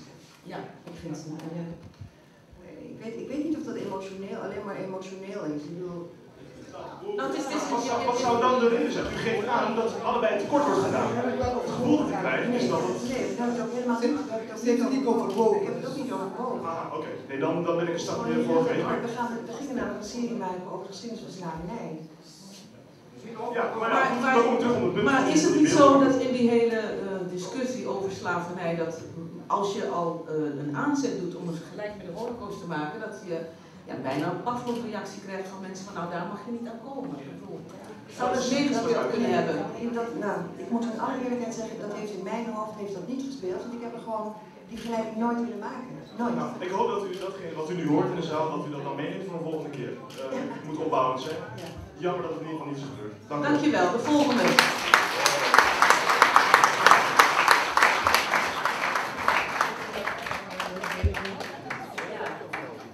Goedemiddag, mevrouw Boos. Welkom in ons midden. Ik wil allereerst, ik wilde graag een paar punten inderdaad ook aanstippen. Maar voor alles wil ik zeggen, boos is goed. Ik vind het niet toevallig dat u boos heet. Ik vind het niet toevallig dat u hier bent. Heel veel van ons hebben, laat ik voor mezelf spreken, als bagage uit die geschiedenis die u heeft getracht te portretteren, hebben we boosheid meegekregen als erfenis. Heel veel van ons kampen daar nog steeds mee, op allerlei manieren. En ik ben persoonlijk heel erg blij met wat u daar heeft neergezet en gemaakt, dat programma. Want volgens mij portretteert het perfect de status quo van Nederland op dit moment. Of we het leuk vinden of niet, this is it. En ik denk dat, ik ben u in ieder geval daarvoor erg dankbaar en ik kan het persoonlijk tegen u zeggen. Oké, maar vervolgens is de titel van vandaag is de toekomst van het slavernijverleden en dat intrigeert me. Daarom ben ik hier en daarom ben ik opgestaan, want ik wil daar 3 punten over meegeven. Allereerst aan u, mevrouw Boos, uw serie is niet klaar. Dat is overduidelijk, toch? We zijn nog niet daar waar we zijn moeten, het verhaal is niet af. Dus ik wil u met klem op het hart drukken, nu mondeling, maar hopelijk met iedereen in deze zaal die het met mij eens is, ook schriftelijk, want wie schrijft, die blijft. Laten we nou gewoon zorgen dat Nederland, allereerst de NTR, maar ook gewoon onze staatsleiders, weten dat wij hier niet gelukkig mee zijn en dat het verhaal niet compleet is. Dus ik zou zeggen, laten we schrijven, behalve dat we het mevrouw Boos vertellen. De serie is niet af, hij heeft een vervolg nodig. Dit is de status quo. Ik accepteer het althans, laat ik voor mezelf spreken. Maar er zijn 2 dingen nog. Dit was mijn tweede punt. Europa. Ik kom net terug van Spanje. En ik heb daar een maand rondgekeken en met hele grote ogen. Ik merkte dat mijn beeldvorming, wat ik vanuit Nederland had meegekregen, niet klopte met het beeld van Spanje wat ik heb gezien. Maar het meest belangrijke wat ik zag, is dat de erfenis van mijn verleden en van mijn voorouders, die over heel Europa zijn uitgespreid, pontificaal in de Spaanse cultuur overal te zien is. Namelijk de Gouden Eeuw en wat het allemaal gebracht heeft. Het bloed, zweet en tranen van mijn voorouders, ook die in Spanje of in het Spaanse gebied zijn terechtgekomen. Net als in Nederland. Nou, die 5% die we in Nederland maar hebben van dat slavernijverleden. Ik denk, we leven in die 5%, wij zijn die 5%. Het is wezenlijk om ons heden te koppelen aan dat van de rest van Europa. En waarom ik het u zo op uw hart wil drukken, mezelf, met klem op het hart wil drukken. En dit programma is een prima aanleiding, ik zie het als niet meer dan dat, aanleiding. Is dat het wezenlijk van belang is om ons niet als één korreltje zand te zien. We zijn een onderdeel uit een heel groot systeem waarvan Nederland graag doet alsof het passé is. Maar het is niet voorbij, we zitten er middenin. Ik ben een van de hele directe nakomelingen daarvan. Lady Jane, er staat een rij achter je. Kan je alsjeblieft even afmaken? Ja, oké. Het laatste punt wat ik daarover wil aangaan is om met Sandeo te spreken, want ik hou wel van dat proces van decolonizing the mind. Goed, we zitten in een achterstand vergeleken met de Verenigde Staten en nog een aantal andere landen die verder zijn in deze discussie. Maar ik heb geleerd in mijn levensverhaal dat de remmende voorsprong ook een tegenpoot heeft, namelijk de stimulerende achterstand. Een vraag aan iedereen en vooral aan Sandeel is, en aan meneer Artwell Kane van het NNC en alle anderen die zich bezighouden in deze discussie, hoe kunnen we die achterstand, die we nou eenmaal hebben, met intelligentie gebruiken, zodat het ons een voorsprong bijna geeft. Oké, ik wil dat verplaatsen naar de pauze. Jouw vraag, we houden dat vast. En dan gaan we nog met 2 mensen verder. Roy Kimraatje is de laatste. En dan de rest komt dan, die zijn als eerste aan de beurt na de pauze. Goedendag, mijn naam is Jena Gravandarsing. En mijn eerste kritiek wil ik geven aan meneer Sandeel Hira. Namelijk zijn analyse dat de slavernij wordt gemarginaliseerd door de volks op de Polen. Ik zou zeggen, het is heel subjectief. Je kan ook zeggen, wat erg dat er nog steeds slavernij is. In plaats van, oh, onze slavernij wordt ingepikt. Laat me iets zeggen aan alle Surinamers. Wij hebben geen monopolie op slavernij. Dat is de aanname. Dat is de aanname die meneer Sandeel Hira heeft. Onze slavernij is de enige slavernij. Elke andere slavernij schaadt onze slavernij. Rustig, deze meneer mag uitpraten. Hallo, gaat u door. Die aanname bestrijd ik. Onze slavernij was super extreem. Dat was een van de allerergste. Nee, begrijp het niet. Dat ontken ik niet. Nee, maar ik bekritiseer. Ga zitten. Mag die meneer even uitpraten? Nee. Jawel. Nee. Ik ben hier. Nee. Gaat u Nee. door. Ja, als ik even mag, ik vind de kritiek dus subjectief. Ik wil gewoon zeggen, deze mevrouw heeft een serie gemaakt, maar zij is ons niks verplicht. Zij heeft een serie gemaakt, we hebben allemaal heel goed kunnen zien dat Sint-Jacques McLeod slecht denkt over slavernij. Laten we blij zijn ermee. Laten we onze eigen serie maken als we kritiek hebben. En mensen als Sandeel Hira en Ivan Levin, welke serie je ook maakt, altijd is het fout. En jij bent ook fout. Altijd is het fout. Laten we eerlijk zijn met elkaar. Gaat het ooit goed zijn? Gaat er ooit een serie komen waar we allemaal gaan zeggen, top, goede serie. Laten we eerlijk zijn.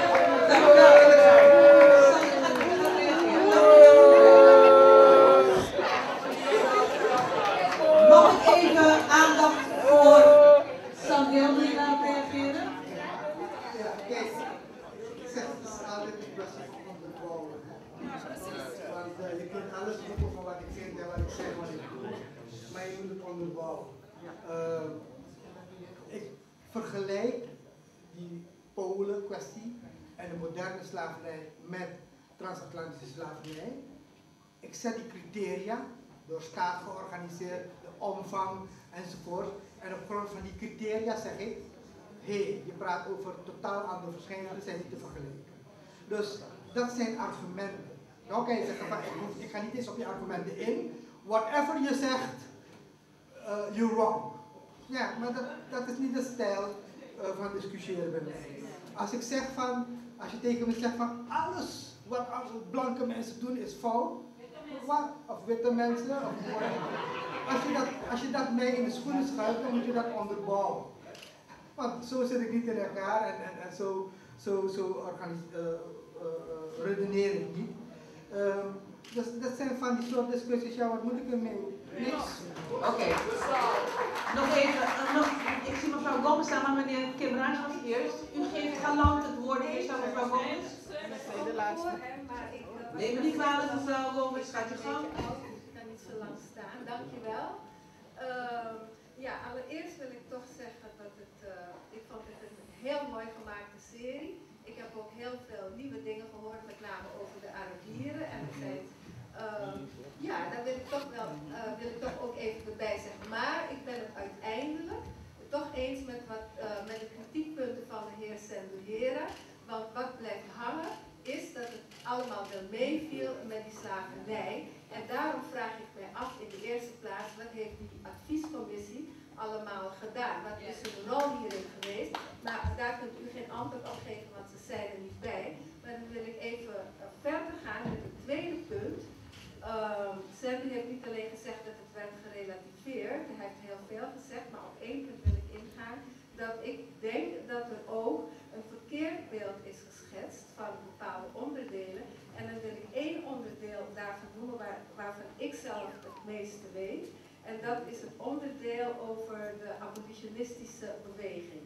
Daar heb ik zelf onderzoek naar gedaan. En ik zou niet mezelf op de voorgrond willen zetten hierover, maar toevallig ben ik de enige geweest die heeft onderzocht wat de Nederlandse abolitionisten werkelijk hebben betekend voor Suriname en de slaafgemaakten. Maar wat is er nu gebeurd? In de serie is er gebruik gemaakt van het werk van Maartje Jansen. En die heeft een fantastisch boek geschreven. Hè? Daar laat ik daarover duidelijk zijn. Een fantastisch boek heeft ze geschreven.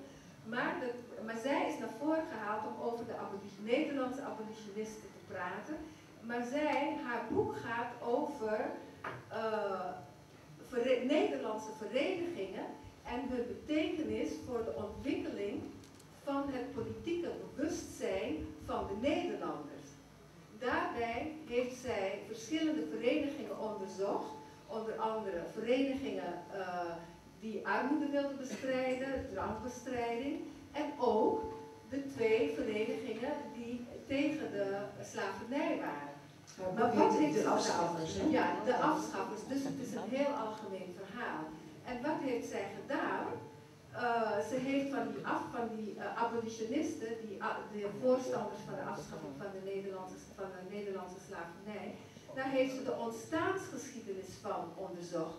En hun betekenis voor het politieke bewustzijn en de ontwikkeling van het organisatievermogen van Nederland.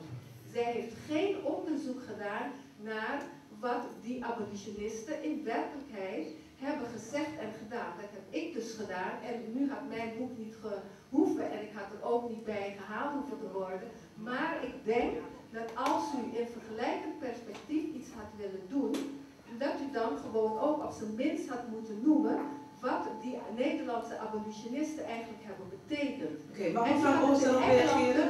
Ja, maar ik ben nog niet klaar. Ja, maar dit is helemaal mevrouw Boos. Nee, ik wil even zeggen... We raken de draad zo kwijt.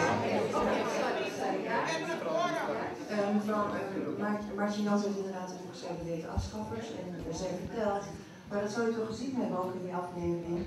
Zij vertelt niet zozeer zeg maar, haar eigen verhaal, maar zij leidt ons rond bij de handelingen van de Tweede Kamer, bij al die andere dingen.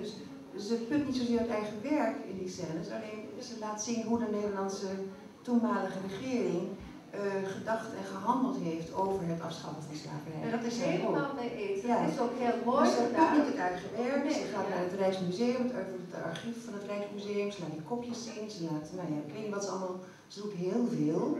Ze laat heel veel dingen zien, maar ze put niet uit eigen werk. Dus ja, wat is bezwaar tegen haar aanwezigheid? Nee, ik heb totaal geen bezwaar tegen haar aanwezigheid. Ik heb ook geen bezwaar tegen het boek. Het is een fantastisch boek, dat moeten jullie allemaal lezen. Maar het verhaal in de serie en ook in het boek houdt daarop. Want waar het eigenlijk ook om gaat, ik bedoel, dit is maar een deel van het verhaal geweest, dat er absoluut ook bij hoort. Maar waar het interessant wordt, is het deel daarna van wat hebben die abolitionisten betekend voor de afschaffing van de slavernij. Nou, heel erg weinig, want zij hebben gewoon, ze begonnen wel met mededogen voor de slaafgemaakten en ze wilden de slavernij ook afschaffen. Maar gaandeweg kwamen ze erachter van ja, willen we Suriname als landbouw-windgewest behouden, dan moeten we er wel voor zorgen dat we goedkope arbeidskrachten hebben. Mevrouw Boos, was u daarvan op de hoogte dat het heel weinig betekend heeft voor de afschaffing? Daarvan ben ik ook op de hoogte. Maar het is niet in de serie gekomen en wat is de reden daarvan? Nou, het zit volgens mij wel in die aflevering, want uiteindelijk gaat de discussie niet over de afschaffing, maar de discussie gaat over hoe compenseren we slaven-eigenaren, de eigenaren van tot slaafgemaakten, voor het verlies van hun slaven. En daar wordt uitgebreid over verteld. Het levert 300 gulden per kop.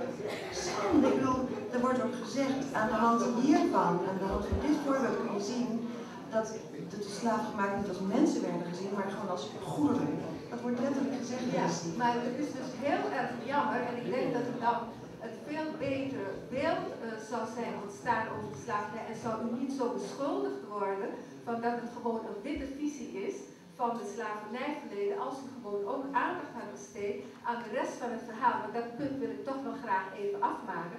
Want die abolitionisten, die hebben maar heel kort geopereerd.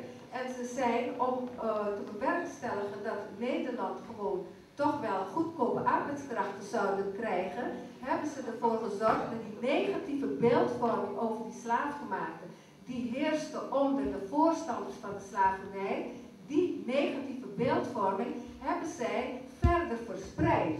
Ze hebben eraan meegewerkt dat de Nederlandse regeerders dachten van ja, die slaven die zijn lui, ze zijn liefachtig, ze hebben leiding nodig, dit en dat allemaal. En tot slot is er dus de afschaffing is op 1 juli 1863 geweest, maar daarna is er 10 jaar lang nog het staatstoezicht geweest, waarbij de vrijgemaakten nog 10 jaar lang op de plantages voor een miserabele mevrouw Boos, ik moet u nog maar ik moet u nog onderbreken, want het wordt nu, de laatste is meneer Kim Raaj, en dan gaan we even pauzeren en dan wellicht kunt u nog terugkomen. Ja? Dank u wel. Dank u wel. Ik ben een oud... Mag ik even stilte? Ik ben een oud collega van Kalle. Uit de NPS, voordat de NPS er kwam. Vanuit het journalistieke veld hebben we een aantal mensen in Hilversum heel erg hard gewerkt aan beeldvorming in de media, met name in de werkgroep van de Nederlandse Vereniging van Journalisten. Wat ik heel erg jammer vond, is het rolbevestigende beeld dat naar voren kwam in de persoon van Daphne Bunskoek, die de witte intellectuele verteller is. En intellectueel dan gebruikt wordt om naar de roots van zijn ouders, van zijn voorouders op zoek te gaan. Ik denk dat er iemand anders daarvoor gekozen had kunnen worden in plaats van de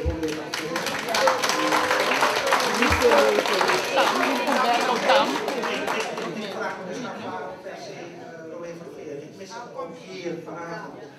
Want ik wil ook van hem horen wat voor reacties hij allemaal heeft gekregen uit de Surinaamse gemeenschap op de rol die hij in die serie vervuld heeft.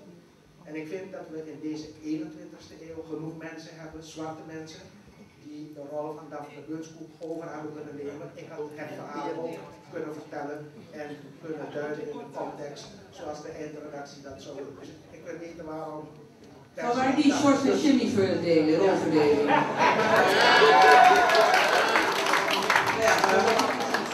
En dus even dat vooroordeel bevestigt.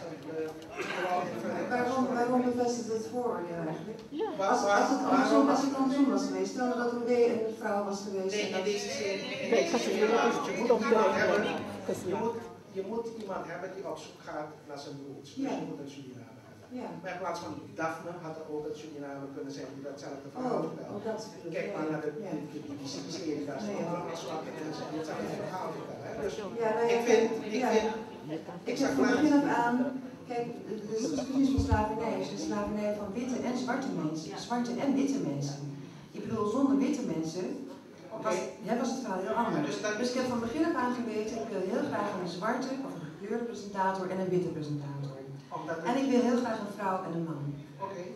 En we hebben een aantal mensen getest, we hebben een aantal screentests gedaan. En dit zijn alle twee hele intelligente, snel reagerende mensen. Probeer van eerst een hele intelligente, snel oppikkende man. Wat was het probleem geweest als de witte Daphne ook een zwarte Daphne was geweest? Dan hadden we dus 2 zwarte presentatoren. Maar Paul en Witteman zijn 2 witte presentatoren. Het is een raar soort argument in Hilversum, hè? Dus sorry, maar hier kan ik een beetje boos op worden. Want waarom heet je ook mevrouw Boos? Ja, dat is flauw. Hallo. Ik vraag naar het antwoord en het antwoord wat ik krijg, dat begrijp ik, is omdat het gaat om de Nederlandse geschiedenis. Nee, het gaat over witte en zwarte mensen die samen... Maar kan het niet gewoon over mensen gaan die presenteren in plaats van dat weer in wit-zwart te definiëren? Ik denk dat ik hier onder andere zo zit omdat ik wit ben. Dat is toch van invloed? Nou, u zit hier omdat u eindredacteur bent, niet omdat u wit bent. Maar vanuit het witte perspectief gedacht heb, dat is me dan waar. Nee, dat is absoluut niet waar. U bent hier omdat u eindredacteur bent, niet omdat u wit bent. Yvette Foster had hetzelfde verhaal misschien beter kunnen vertellen. Daar ben ik van overtuigd. Ja, in deze tijd moet het geen moeite zijn om zo geforceerd te denken in zwart-wit. Nee, we willen dat we hebben ook genoeg mensen die het helemaal zelf kunnen doen. En kijk ook bij de BBC, ze hebben ook geschiedenis gemaakt. Dus ik vind het altijd geforceerd dat er een speciale reden wordt gezocht naar zwart-wit. Durf ook op een andere manier. Ik vind dat de titel van de serie eigenlijk had moeten zijn, niet de slavernij, wat de slavernij, de Nederlandse slavernij. Daar ging het om, vooral naar aflevering 5. Mooie opbouw vanuit die geschiedenis en we zien heel veel over Suriname. Het is een serie die gaat over de Nederlandse slavernij. Dus ik miste het woord Nederlands in de titel. Oké, is daar bewust voor gekozen, Carla? Nee, daarom hebben ze al die Nederlandse Wat niet is gelukt, en misschien kan je daar iets over vertellen. Het is onmogelijk om in een aflevering van 5 aandacht te besteden aan Suriname en aan de dingen. Ik heb heel fragmentarisch beelden gezien over de geschiedenis op Curaçao. Maar die geschiedenis, de slavernijgeschiedenis op de Antillen, is minstens even interessant om daar een hele aparte serie over te maken. Ga maar naar Curaçao, ga maar naar Saba,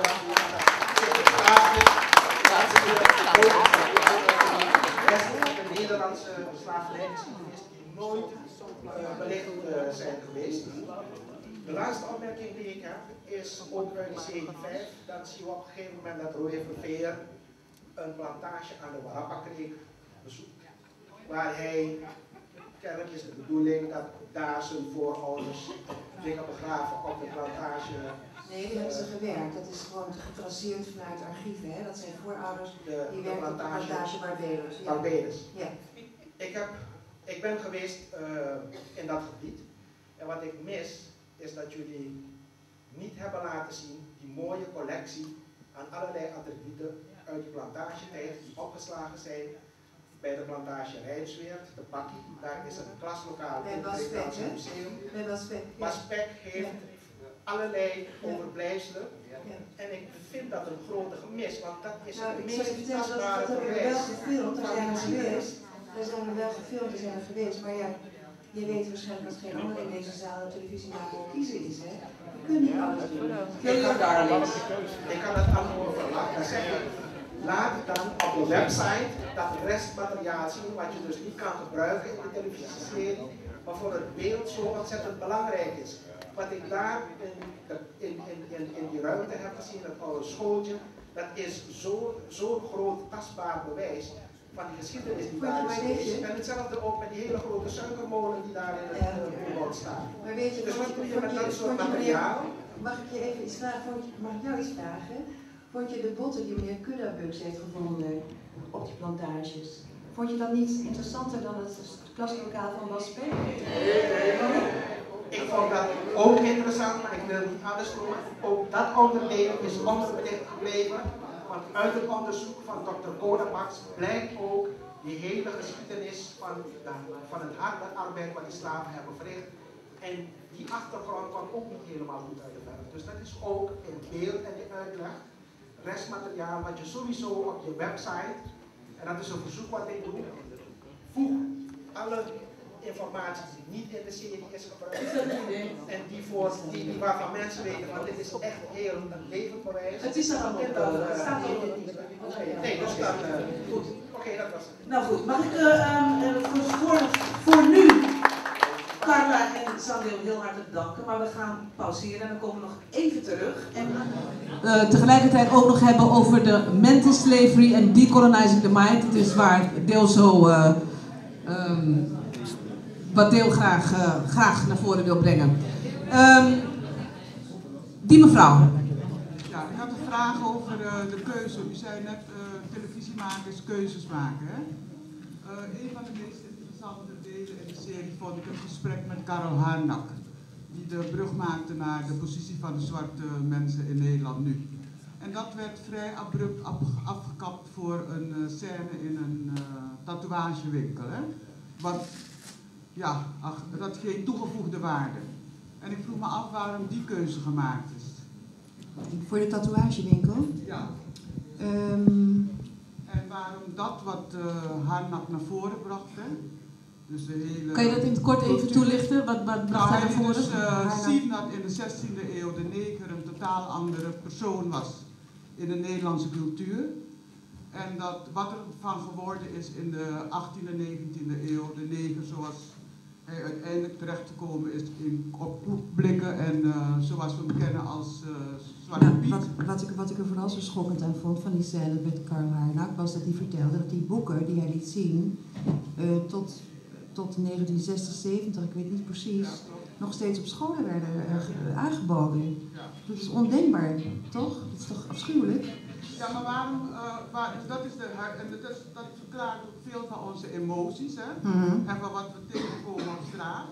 Zwarte mannen die nu met Sinterklaasperiode zo bejegend worden als Zwarte Piet door kleine kinderen die niet beter weten.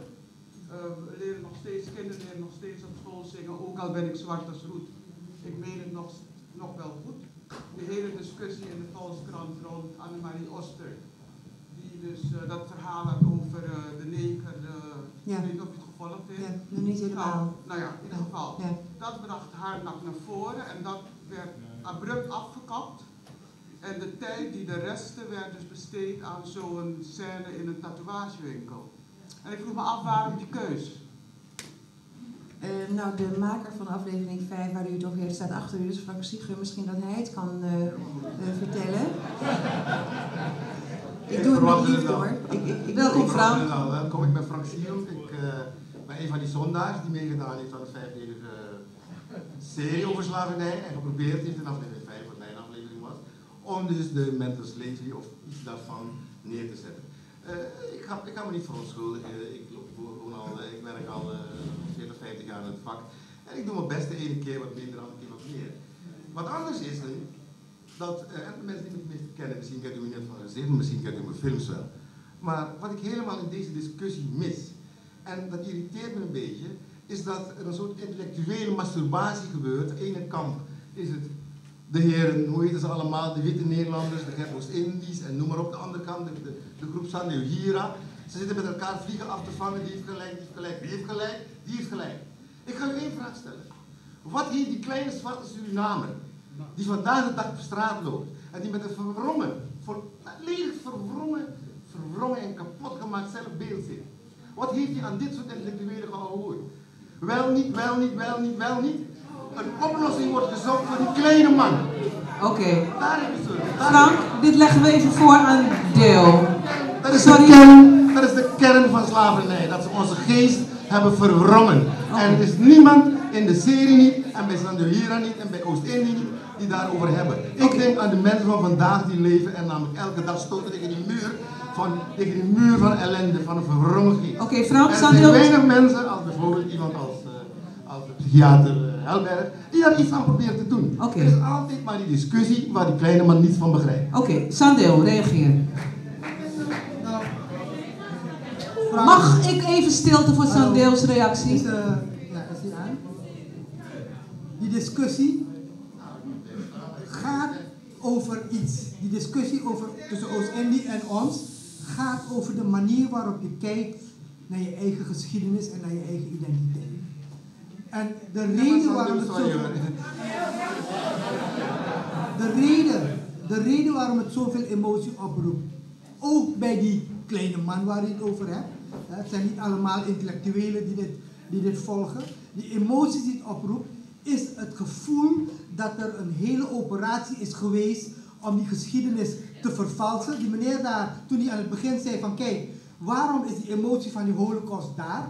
Omdat het in het onderwijs, in de media, in de cultuur, in de film is het neergezet.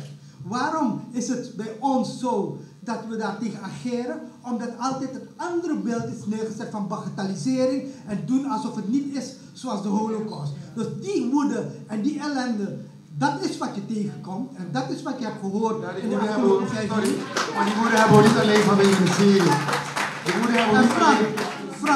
Wacht even. De woede hebben we niet alleen, maar die woede zit bij mij ook. Maar die woede hebben we niet alleen vanwege de serie. Want mag Frank even antwoorden, dames en heren? Frank, ga je gang. Die woede komt niet alleen vanwege deze serie. Waar ik het over heb, is dat iedereen om de hete brei heen draait. Waar het in wezen om gaat, is het ergste wat slavernij ons heeft kunnen aandoen, is dat we een verwrongen zelfbeeld hebben.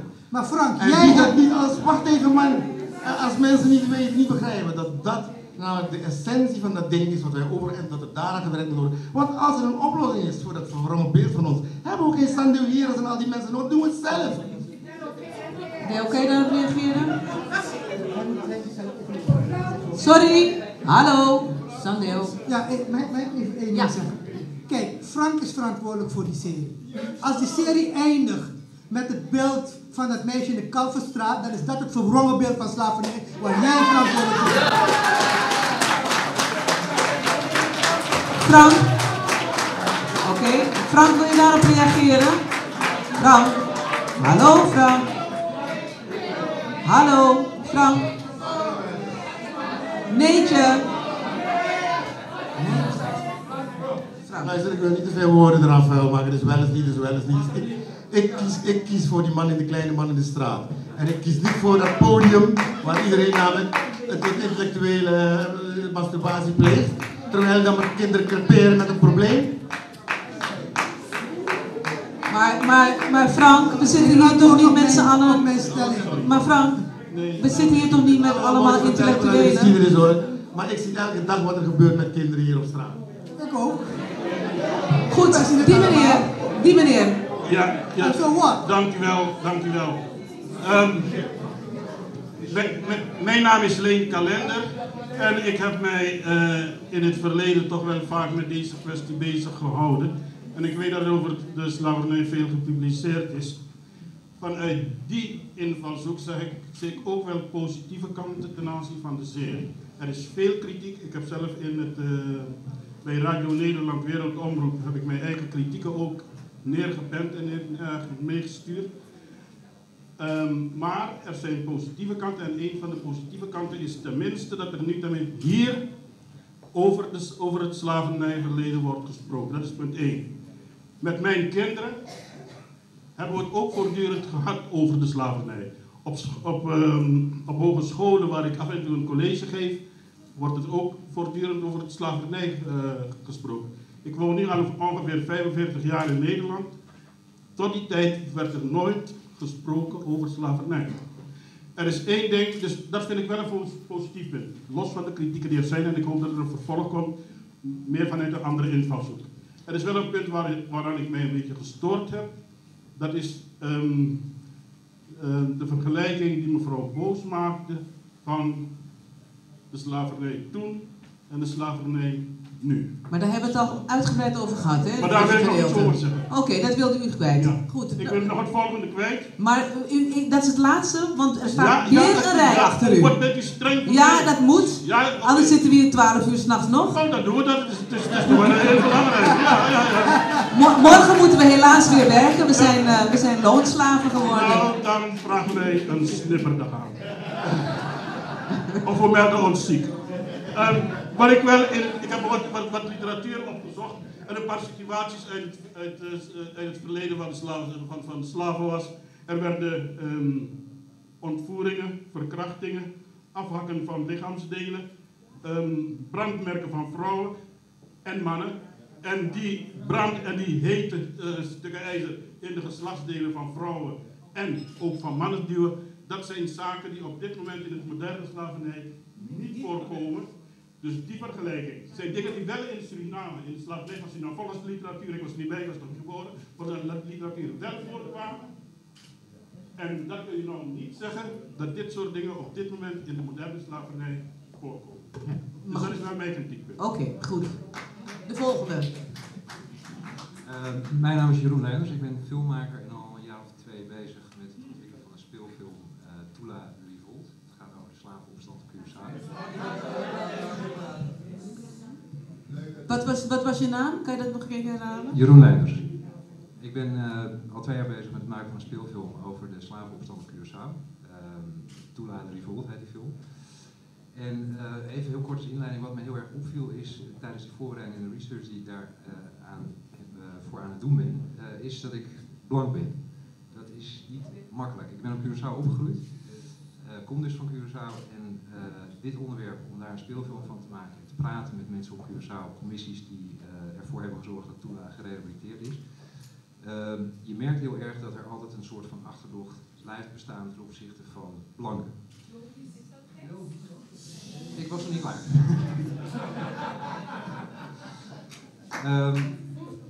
Laatst werd ik op internet heel erg aangevallen over het feit dat ik blank ben en een speelfilm maak over Tula. Door een blijkbaar zwarte man.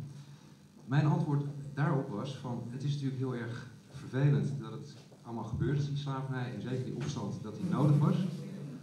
Ja, ik druk me altijd wat voorzichtig uit.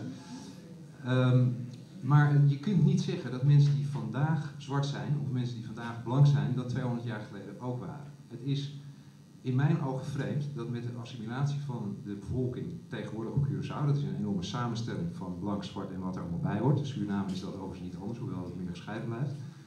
Dat altijd de zwarte gevoeligheid blijft overheersen. Het viel mij op dat op het moment dat ik sprak met een directe afstammeling van een plantage-eigenaar op Curaçao, de man was zwart. Het feit dat hij een zwarte grootmoeder had, was belangrijker dan het feit dat zijn overgrootvader een blanke plantage-eigenaar was. Waar ik dus heel erg op moet letten is bij het ontwikkelen van die film de gevoeligheden zoals die blijven bestaan.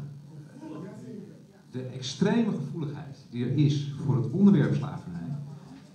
Voorzitter, denkt u om de tijd? Ja, u hebt gelijk. Maar mag ik u wat zeggen, meneer? Doet u dat ook als er een zwarte man daar staat? Dat doet u ook niet. Maar goed. Ik maak het even snel af. Wat ik over de serie wilde zeggen is dat ik denk dat het, en dat blijkt. Maar wacht even, ten aanzien van je het vorige wat je nou te berde bracht, hè? Je vindt het vreemd? Nee, ik vind het niet vreemd. Het valt mij op dat het zo is en daar moet je dus rekening mee houden. Dat is wat ik zeg. Maar is dat iets wat je mee wil geven aan Carla? Ja, dus ten aanzien van de documentaire die gemaakt is, de serie die gemaakt is, denk ik dat er te weinig rekening is gehouden met het feit dat het een ontzettend gevoelig onderwerp is, wat mensen elke dag nog raakt. Ten aanzien van de tegenpartij wil ik graag opmerken dat op het moment dat er zo'n polariserende boodschap wordt gegeven, als wat je zei over mensen met blauwe ogen kunnen geen zwarte geschiedenis vertellen, dat vind ik echt van de zotte. Ja, maar is het jou ook duidelijk dat het in overdrachtelijke zin bedoeld is? Natuurlijk zie je dat het overdrachtelijk is, alleen op het moment dat je het zegt, als je zegt mensen met blauwe ogen kunnen geen zwarte geschiedenis schrijven, dan ben je net zo racistisch als de andere kant. Sandeel, even reageren. Ogenblik. Sandeel, jij mag reageren. Maar wacht even, ik wil even het punt wat ik daar wil maken. Hij gaat even reageren, anders zijn we je punt weer kwijt. Ja. Nou, ik wil even afmaken, want dan is mijn punt duidelijk. Maar dan moet je het wel snel doen, heel hè? Snel. Ik merk dat voor mijn film heel veel zwarte ondersteuning is. Dus ook zelfs vanuit de black film in Amerika krijg ik ondersteuning. Ik krijg heel weinig steun van de blanke sociëteit. Heel weinig. Waarom? Omdat het een gevoelig onderwerp is. Blanken hebben het er liever niet over. Maar op het moment dat ik het polariseer en er een rassenkwestie van maak, kan ik mijn boodschap niet overbrengen. Dus ik zou willen vragen, hoewel het natuurlijk heel duidelijk een blank en zwart kwestie was 200 jaar geleden, is het tegenwoordig niet meer zo. Die mensen zijn allemaal geëvolueerd, zijn allemaal gekleurd. Je punt is duidelijk. Deel, kan je nu reageren? Nou, laten we beginnen met dit ding. Al willen Nederlanders dat ontkennen, racisme bestaat. Punt. Laat dat duidelijk zijn, racisme bestaat. Ja. Dus als wij zeggen dat er mensen zijn die vanuit de ideologie die verkondigd wordt over wat slavernij was, wat het is, wat racisme was en wat is. Als je 10 blanke mensen op een rij zet en je zet 10 zwarte mensen op een rij, dan heb je best kans dat er 1, 2 blanke mensen zijn die hetzelfde zeggen als 8, 9 zwarte mensen. Maar dat element van ras en de gevoeligheid van racisme, dat is er. Als ik zeg, kijk, als je naar de geschiedenis kijkt met blauwe ogen, wat ik dan bedoel te zeggen is dat ook die zwarte persoon met blauwe ogen kan kijken naar die geschiedenis. Het ging mij niet om de huidskleur, maar met de optiek, namelijk dat het allemaal wel meeviel met slavernij, dat het in woorden misschien misdaad vast tegen mensen, maar niet in de daden, hè? Dat wordt niet naar gehandeld. Op die manier kijk ik naar de manier waarop je kijkt naar geschiedenis. In mijn optiek is er een alternatief nodig en wenselijk voor die NTR-serie. Een alternatief waarin daadwerkelijk wordt uitgegaan van een misdaad tegen de menselijkheid, wordt verteld over slavernij als een productiesysteem, niet als mensenhandel, maar als een productiesysteem, waarin de vergelijking wordt gemaakt met de Holocaust zonder enige schroom, waarin zelfs gezegd wordt dat het erger was dan de Holocaust, dat kan ik beargumenteren en onderbouwen, waarin de inheemse genocide aan de orde wordt gesteld, waarin identiek leven aan de orde wordt gesteld, maar wat je daar wil zeggen, dat gaan we ook maken. We gaan het maken, in november gaan we het maken met Sky Televisie, zonder de miljoenen. Niemand is het met u oneens. Ik denk, wat ik aangeef is, als straks naar de scholen, naar de onderwijsinstellingen, dit pakket gaat van junior en NTR, dan hoop ik dat de Nederlandse scholen dat alternatief ook een keer krijgen. Want als dat gebeurt, dan zijn we met de integratie ver. Oké, goed, dankjewel. De volgende. Blij zijn dat we hier nou, dat we niet in Engeland of Amerika, want ja, dan was het anders gereageerd. Maar ja,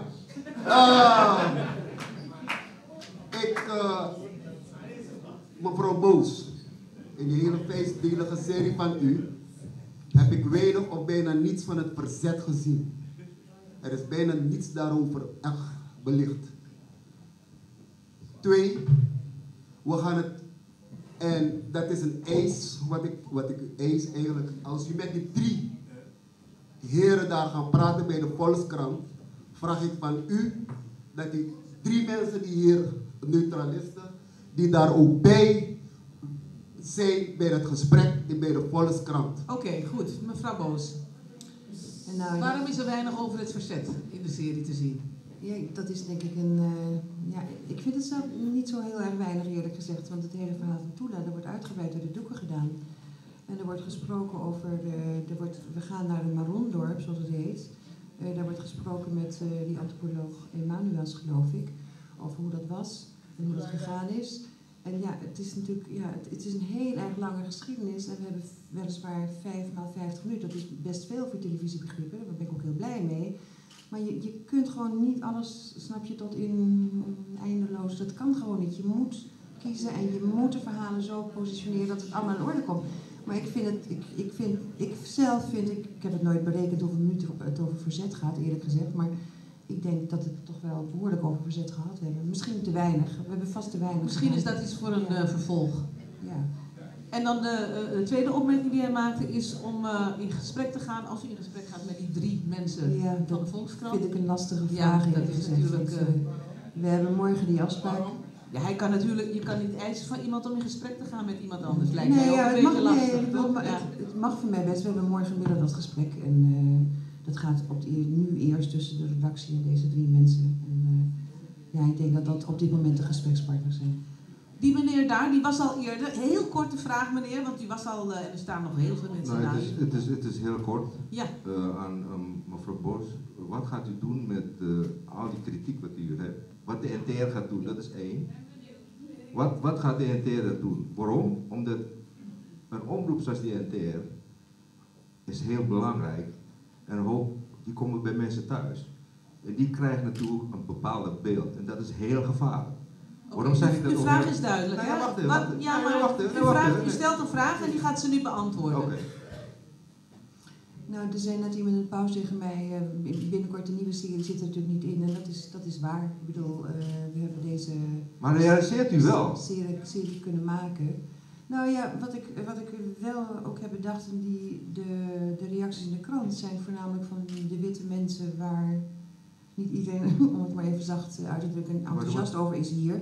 Maar waarom zie ik geen stukken van... Omdat ze niet geplaatst worden. Maar ook niet gevraagd. Nou, ik wou nou op dat punt komen. Hè. Wij hebben dus op een gegeven moment de staat aangeklaagd. Doordat de Nederlandse leger 431 mensen koelbloedig in Rawakadee heb geëxecuteerd. Ja, waar u net over had, ja. Hebben ze mij gevraagd? Is Paul Witteman naar mij toe gegaan? Nee. Of hoort het NOS naar mij toe gaan? Niemand. Het is stil. Het is stil in Nederland. Als het daarover gaat. En wat ik ook nog wil zeggen is, dat u, dat u, regeringen, dus mensen die daar in die top zitten, ja, die geeft een beeld uit van het valt allemaal mee. Eén ding. Minister van Buitenlandse Zaken, Verhagen, werd gevraagd. Maar u heeft dat punt al gemaakt. Ja, luister hiervoor, nou. hè? Nee, Ja, dat is belangrijk. Er zijn meerdere mensen Nee, maar die dat is zullen belangrijk om vertellen. te weten. Uw punt is gemaakt. Nee, het is belangrijk om te weten. Dat weten we nu al. Nee, dat weet u niet. Wat Ja, ik nou wil zeggen. U heeft het net verteld. Nee, minister Verhagen... Het duurt een beetje te lang nou. Nee, maar minister Verhagen werd gevraagd waarom hij als minister van Buitenlandse Zaken geen excuus aanbiedt. Hè, wat Nederland daar gedaan heeft. Weet je wat ik zeg? Ik ben nog niet geboren. En dat is toch precies wat ik bedoel. Goed, u heeft uw punt gemaakt. Volgende. Ik heb het gezegd, hè. Ik ben nu wat strenger, dus ik ga wat meer inbreken, want anders zitten we hier tot 12 uur. Het spijt me heel erg, maar we moeten wat korter en bondiger zijn. Er staat een hele lange rij daar. Mijn naam is Alfons Wielingen en ik heb hier een heel eenvoudige vraag te stellen. Wat zit achter het systematisch bagatelliseren van de Nederlandse slavernij? Dat zou ik willen weten, want ik denk dat ook voor Carla Broos het heel duidelijk is dat het een misdaad is tegen de menselijkheid. En ik heb een suggestie. We zouden zelf het heft in handen nemen en ik stel voor om een Black Holocaust Day in te stellen op de 3e dinsdag van september, de dag waarop de koningin in het koets rijdt om haar troonrede te houden. Oké, Deel, wil jij reageren? Ik denk dat ik leg dit even voor aan Deel, want Deel, misschien kan je nogmaals uitleggen over je serie. Dan kan je nog je serie nogmaals toelichten, want dat is... Oh, de serie die we gaan maken? Ja.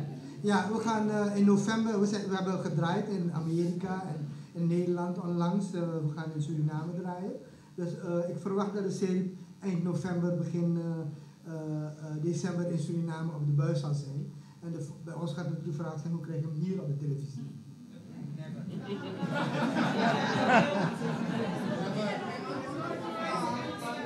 Irma.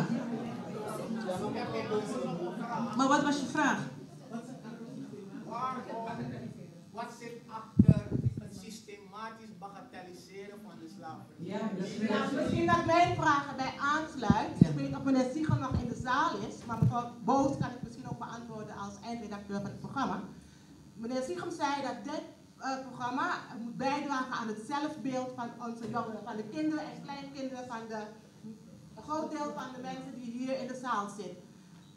Kunt u misschien in 3 zinnen aangeven welke elementen van het zelfbeeld, of wat u precies, waar u precies aan werkt wat betreft het zelfbeeld van onze kinderen? Is het tegen mij? Ja, dat zijn de Siegem, hè? Dat is dus wat het programma beoogt. Ik ben afgehaakt na aflevering 2. Zoals u zei, u wilde het in een bredere context plaatsen. Die context kon ik helemaal niet begrijpen. Dus ik ben afgehaakt. Dus ik heb de serie van de kinderen niet bekeken. Dat zeg ik nu ook. Maar ik vraag me af straks, als de serie de scholen ingaat, wat dat gaat bijdragen aan het zelfbeeld van onze kinderen. En willen we dat wel? Carla, kan jij hier antwoord op geven? Niet de hele serie gaat door de scholen in. Er worden fragmenten en er wordt een pakket van gemaakt, zou ik maar zeggen. Maar in de geschiedenis nog gevaarlijker. Oké, nou ja, goed.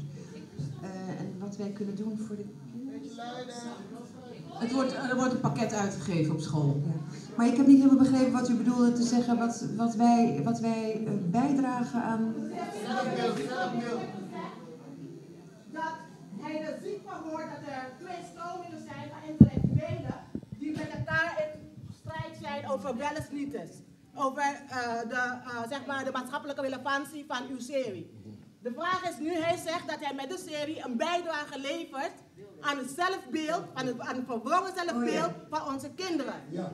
En dat wil ik graag weten, hoe we dat terug gaan zien in het pakket dat hij voor de kinderen gemaakt heeft, dat een positieve bijdrage zal leveren aan het zelfbeeld van onze kinderen. Alsjeblieft. Het is interessant wie er bijna achter de microfoon zat, is Glenn Helberg, die vertelt in aflevering 5. In de serie wordt er niet verteld wat er gebeuren moet om het zelfbeeld van kinderen te veranderen. In aflevering 5 worden de gevolgen van de erfenis of de erfenis van de geschiedenis van slavernij aan de orde gesteld. Waarin duidelijk wordt dat je die tot mental slavery zou kunnen benoemen. En het feit feit dat dat op televisie komt, het feit dat Helberg daarover vertelt als er iets ernstigs en een erfenis van de slavernijgeschiedenis, dat is onze bijdrage. Het programma is natuurlijk niet bedoeld om te vertellen wat we met kinderen moeten doen zodat het zelfbeeld verandert. Maar het besef van dat zelfbeeld en het bekendmaken van het verschijnsel, mental slavery, is wat wij hebben kunnen doen. En dat hebben we ook gedaan. Goed. Desta. Goeiedag, mijn naam is Desta Deekman. En ik wilde even iets zeggen voor het vervolg, als er misschien nog series worden gemaakt, of als er een kleine serie wordt gemaakt. Hoort u me nu? Ja hoor. Oké dan. Als er nog series worden gemaakt, er zijn heel veel jongerenbewegingen, ook in Amsterdam Zuidoost, die bezig zijn met empowerment van zwarte jongeren en om het zelfbeeld te activeren. Het zelfbeeld heb ik vaker teruggehoord. Een voorbeeld daarvan is theatergroep Ontold. Die vertelt verhalen over de slavernij en die empowered jongeren. Die hebben ook een lespakket gemaakt en dat is gebruikt op SGR Rijgersbos onder leiding van Otmar Watson. Dus misschien kunt u het opschrijven, Otmar Watson. En dan kunt u contact opnemen en dan kunnen we ook een levendige en sprankelende serie in elkaar zetten waarin jongeren actief bezig zijn met het zelfbeeld, dat jongeren zwart zijn en trots zijn dat ze zwart zijn, die trots ook dragen. Ik leg het even voor aan mevrouw Broos. Ja, Mevrouw Boos, is er in het maken van die serie ooit aan gedacht om dit soort jongeren erbij te betrekken? Nee, maar het is natuurlijk, ja, het lijkt alsof ik die serie moet verdedigen. Want kijk, alles wat je doet... Nee, je hoeft het niet te verdedigen ten opzichte van mij hoor. Nee, maar alles wat je doet is te weinig. Maar in de serie zit ook de rapper Fresco. Ik weet niet of je hem gezien hebt, die serie. Maar de Fresco, vind ik, is een jongere die heel erg goed heeft nagedacht. Kennen jullie de rapper Fresco? Ja, die ken ik. Ja, nou die heeft heel erg goed nagedacht over slavernij en de erfenis van slavernij. En die doet in de serie zijn verhaal. Maar dit zeg ik niet als een aanval naar u. Nee. Ik kom heel erg positief, met positieve energie en het is een voorstel. Dat kan ik ook zien aan je. Ja, maar want zo sta ik ook in het leven. Dat u dit kunt gebruiken voor de volgende keer om het ook interessanter te maken voor jongeren. Ja. Want er zijn heel veel sterke bewegingen. Goed, dankjewel. Meneer Helberg. Goedemiddag. Ik heb mijn naam een aantal keren horen gaan. En ik ben dus Glenn Helberg. En ik wil het duidelijk stellen. In eerste instantie voor meneer Sandou. Sandou, je zegt dat de mensen die opgevoerd worden in die serie uit een bepaalde stroom zijn in het denken. De volgende keer zou ik het erg fijn vinden als je dat onderbouwt. Want je hebt niet met mij gesproken om te weten welke stroom ik aanhang. Dus dat wil ik in eerste instantie stellen. Ten tweede, als onze deskundigen eenmaal op het podium komen, zou ik het fijn vinden als we al deze deskundigen zouden uitnodigen en zouden zeggen, hé, je hebt die poging daar gedaan, zullen we dat verdiepen? Dat zou ik erg prettig vinden. Wat ik erg jammer vind in de serie, is dat ik gevraagd ben voor het onderdeel mental slavery. En waarom heb ik verstand van mental slavery? Omdat ik met gezinnen werk, ik werk met zwarte mensen en wat ik merk is wat wij zwarte mensen onze kinderen aandoen vanwege die mental slavery. En dat vind ik belangrijk. Het gaat mij niet om u, het gaat niet om wit of zwart. Waar het mij om gaat, is dat we zien in onze gezinnen, ja, dat een van de belangrijkste dingen zijn dat wij onze kinderen niet opvoeden met voldoende gevoel van eigenwaarde. En dat is mijn strijd, dat is het belangrijkste. Vervolgens wil ik één kleine opmerking maken. Naast alle kritiek die er op de serie is, en terecht wel, het moet zo, want een van de dingen die gebeuren, is dat door deze serie in ieder geval de discussie erover geopend wordt. Dat is één, dat vind ik fantastisch. En ik hoop dat we dit niet hierbij laten, maar doorgaan. Dan wil ik zeggen, ladies and gentlemen, put your money where your mouth is. Dus, als we kritiek hebben, laten we ervoor zorgen, al is het een klein fondsje, dat we die... Luister jongen, het maakt niet uit. Het maakt niet uit of het ons belastinggeld is. We gaan niet politiek bedrijven. Als we het belangrijk vinden... Nee, luister, we gaan...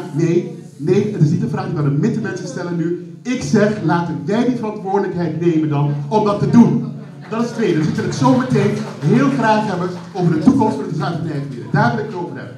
Ten derde is er een heel klein ding. Dit is het laatste, hè? Ja, het is ik kan nog een paar noemen, maar het laatste is dat een van de grappige dingen die ik heb meegemaakt, en dat is toevallig een bijwerking van deze serie, doordat mevrouw Boos gekozen heeft voor die slavernij van die Marokkanen, waar toen Nederlanders tegen mij zeiden, zie je wat die Marokkanen gedaan hebben? Ik zeg, nou, dat is precies waar ik je wil hebben. Want nu heb jij ook gevoelens en nu snap je het. Snapt u het? Dus door dat kleine stukje waarin gezegd is dat Nederlanders verslaafd zijn door Marokkanen, hadden ze het gevoel, wat is ons aangedaan? En dat gemeenschappelijk gevoel, wat is ons aangedaan, daar moeten we komen. Anders blijven we steeds met je waar of niet, of dat deze meneer zegt, hij vraagt zich af waarom het nog steeds gevoelig is. Waarom is het gevoelig? Ogenblikje, waarom is het gevoelig? Op dit moment is er een meneer aan de hogeschool in Rotterdam, die al het werk doet wat hem toebehoort. Op het moment dat hij bij de raad van bestuur en die aanstelling moet krijgen, weet je wat ze zeggen? De anderen vinden dat we er nog niet aan toe zijn. En die man is zwart. En daarom moeten we doorgaan met deze strijd. Deel, even een korte reactie van Deel over de stroming waartoe hij zou behoren en waarvan jij dat aanneemt. Glenn heeft op dit punt gelijk. Het is ongenuanceerd om iedereen in die serie onder dezelfde stroming te zetten. Ik denk dat dat verschilt per persoon. Dus ik denk dat ik die correctie zou moeten maken. En dank daarvoor. Het tweede punt is dat mijn probleem is de manier waarop zwarte deskundigen gebruikt worden, waarbij ze iets zeggen en vervolgens een relativering daarachter volgt die het tegenovergestelde bewerkstelligt. Neem even het verhaal wat jij hield daar. Ik vond dat je een goed verhaal hield in die serie, Glenn. Vervolgens krijg je die rapper die dan zegt van, wij kunnen niet zo plannen als die blanke mensen. Wij zijn eigenlijk nog niet zo goed als die blanke mensen. En ik vind van, waar heb je dat vandaan? Waar heb je geleerd? Dat is een van mijn punten die eigenlijk, wat jij vervolgens zegt, wordt daar niet gedaan. Ook het verhaal van Harnack over slachtofferschap. Wij praten nooit over onszelf als slachtoffers. Wij praten over onszelf als vrijheidsstrijders. Dus op het moment dat je onze strijd in die termen bekijkt, dan is dat een stuk van mental slavery waar ik moeite mee heb. Dus ik denk dat je op dat eerste punt gewoon gelijk hebt. Nou, ik vind het hartstikke fijn. Dit vind ik dan heerlijk, hè, dat we kunnen spreken in termen van, je hebt gelijk, je hebt geen gelijk. Dank je wel daarvoor, ik geef een applaus. Want daar zit de wetenschapper in. En dit vind ik heerlijk. En je hebt inderdaad gelijk dat je woorden, als je meedoet aan zoiets, in een bepaald verband gelegd kan worden. En dat ik ook gezien dat dat gebeurd is. Ja? Aan de andere kant, daarom ben ik ook hier. Want ik denk, ik ben gekomen, want ik heb vandaag helemaal geen tijd. Ik ben gekomen omdat ik het belangrijk vind om, als mensen vragen zouden hebben, dat ik daar verantwoording voor zou kunnen afleggen. Daarom ben ik hier. Dankjewel. Misschien nog even één opmerking, Glenn, naar aanleiding van die kwestie van die Marokkanen. Hè? Ja. Jij interpreteert dat positief. Nee, ik interpreteer niet positief. Ik vertel je letterlijk wat er gebeurd is. Ja. En daarmee zeg ik niets van goed of slecht. Wederom zeg ik dat is gebeurd. Dus het feit dat ik dan iemand kan aanspreken en zeggen, nou kijk, nu kun jij misschien snappen waar mijn gevoel over gaat. Daar gaat het eventjes om. Maar niet dat ik zeg, dat is goed. Of, ja? Die meneer die daar achter staat, die meneer met die bril, ja, dat is de laatste persoon en dan gaan we het hier afsluiten. Oké. Ik ben op tijd gaan staan. Ik ben voorgedrongen en dat heb ik bewust gedaan. Pardon, bent u voorgedrongen? Ik ben voorgedrongen en ik heb dat bewust gedaan. Nee, dat kan. En waarom heb ik dat gedaan? Ja, dat interesseert ons niet. Omdat ik denk dat datgene wat ik wil vertellen, ja, dat vindt iedereen. Met een voorbeeld mag proberen te ondersteunen. Ik had eigenlijk willen vragen of ik op het katheter mocht staan. Nou, wilt u alsjeblieft met die vraag komen, want u neemt al tijd in. Ja, ik had daar eigenlijk willen staan om dat te kunnen zeggen, omdat ik eigenlijk de zaal in zou moeten kijken. Wat er gebeurt hier vandaag, en ik denk dat wij, zoals we hier zitten, dat we dat onvoldoende doen. En dat we door dat niet te doen, eigenlijk heel veel schade toebrengen aan onze nazaten.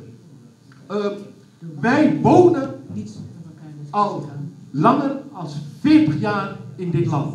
Wij maken onderdeel uit. Ik ben heel streng nu. U moet nu een vraag stellen. Wij maken onderdeel uit van deze samenleving. En toch, als we het over datgene hebben wat met onze belastingcenten. Ja, maar u bent hier niet om een monoloog te houden. U mag een vraag stellen. Als u mij nou even ja, maar stel een vraag. Ik ben heel streng nu. Als ik uitgesproken ben. Ik wil u vragen, zoals u hier zit, pak uw koffers uit. Kom en leef met ons mee in Nederland. Neem deel aan deze samenleving. Zorg dat er ook zwarte mensen in die NTR-zitting nemen. Zorg dat er ook zwarte mensen meedoen aan de besluitvorming in deze samenleving. Zodat het niet meer zo is dat er alleen maar witte mensen besluit nemen. Ik dank u wel. De volgende. Die wij iedere week weer op moeten brengen. Ik dank u wel. Het spijt me hoor, maar we moeten echt streng zijn. Het duurt allemaal te lang. Goedemiddag, mijn naam is Nella Heijkerk. Eigenlijk is het gras voor de weg gemaaid. Microfoon.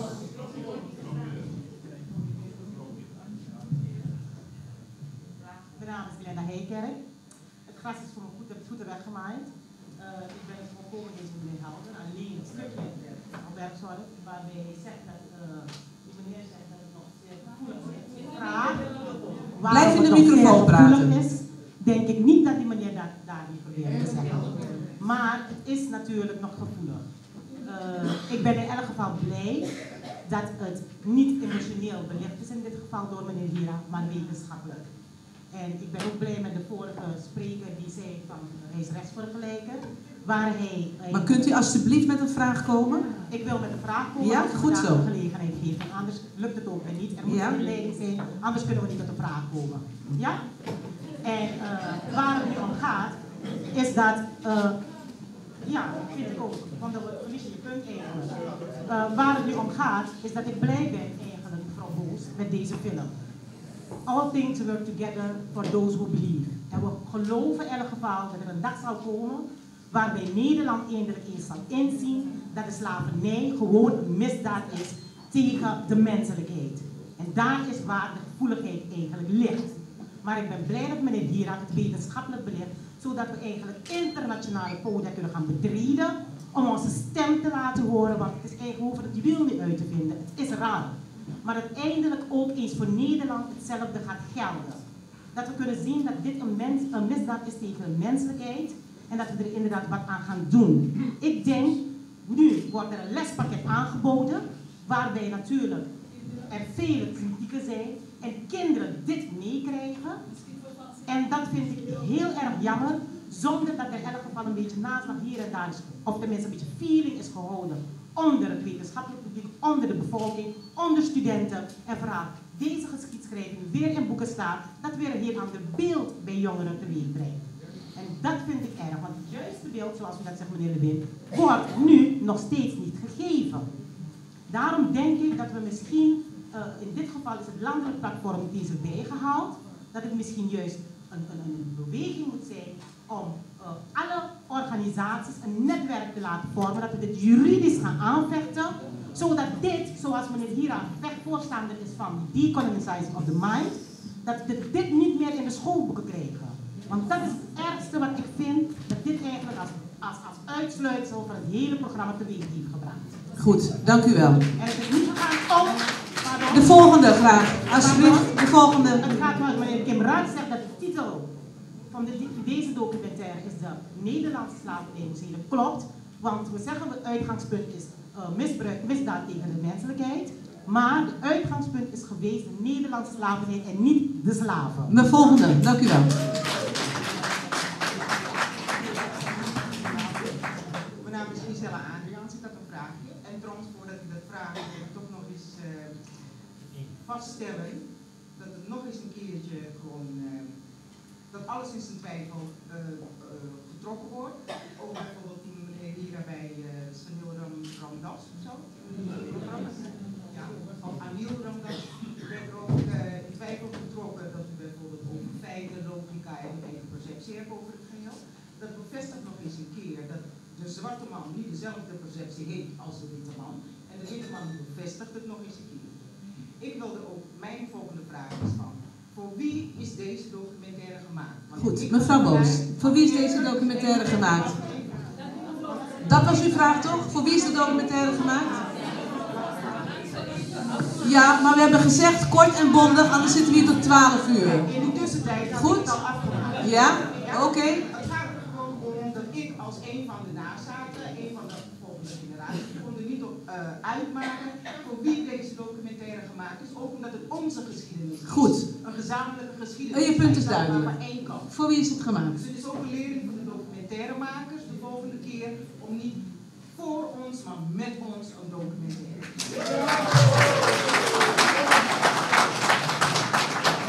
De serie is gemaakt voor alle inwoners, voor alle bewoners van Nederland. Daar is de serie voor gemaakt, althans dat is de opzet geweest. En ja, ik heb het gevoel dat we ons erg ons best gedaan hebben. Ons erg. Ja, maar om aan te geven, dat is altijd de kant van de witte man om het zo te brengen. Een van de redenen waarom Roué Verveer als presentator is gekozen is natuurlijk omdat hij niet het witte perspectief heeft. We hebben gekleurde researchers, we hebben gekleurde regisseurs. Het is niet uitsluitend. Jongens, mevrouw Boos praat nu even. Ik trek het niet in twijfel, ik val u ook niet aan. Ja, maar zo voel ik het ook niet, ik leg het uit. Oké, en ik probeer u uit te leggen van dat wat u wilde overbrengen.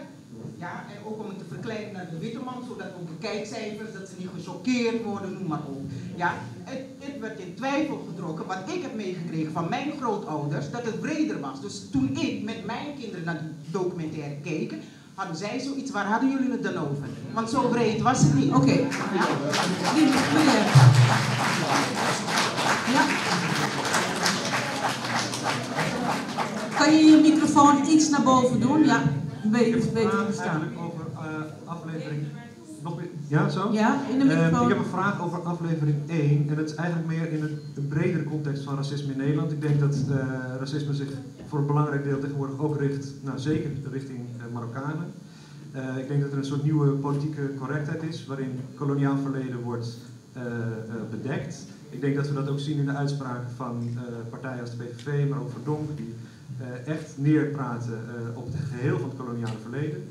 En vervolgens, een column van Martin Bosma, die in de aanloop naar de serie... Is dat jouw vraag? Nee, ja, de vraag...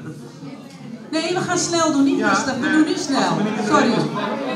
Sorry. In de aanloop naar de serie zijn er een aantal columnisten en mensen geweest die hebben advies gegeven. En een van de adviseurs, ongevraagde adviseurs, was Martin Bosma. En die heeft heel specifiek gezegd, er moet aandacht zijn voor de Nederlanders die tot slaaf gemaakt, volgens mij waren ze meer dwangarbeiders, maar goed, die tot slaaf gemaakt werden door Marokkanen. En ik schrok er eigenlijk van dat in aflevering 1 er zo lang en zo uitgebreid daarbij is stilgestaan. En ik ben bang dat het onder druk van die nieuwe politieke correctheid en de druk vanuit de PVV eigenlijk is dat een toevallige samenloop van omstandigheden of is dat onder druk van meneer Bosma? Nou, dat is natuurlijk niet onder druk van meneer Bosma. Meneer Bosma die bovendien beweren dat de hele slavernij-serie sowieso onzin was, want dat zou toch maar weer uitdraaien op het verdoemen van witte Nederlanders. Nee. Het was niet de reactie op de heer Bosma, want de hele scène, het hele verhaal was al gefilmd voordat de column van meneer Bosman, weet ik nooit, verscheen. Dus het is absoluut niet onder druk van de PVV. Maar dit is dan dit is mijn punt. Dit vind ik schokkend. Bosma was niet eens nodig om dat verhaal te vertellen van de PVV. Het was diep ingeworteld in de PVV. Dit gedachtegoed van de PVV was al diep ingeworteld in die serie. Dat vond ik... Nee, u mag niet ik meer... alleen even toe, vandaar dat we niet alleen een wantrouwen hebben, maar een chronische wantrouwen. Het gaat er gewoon om hoe dingen aangepakt worden en hoe dingen verfilmd worden of verteld worden. Vandaar een chronische wantrouwen.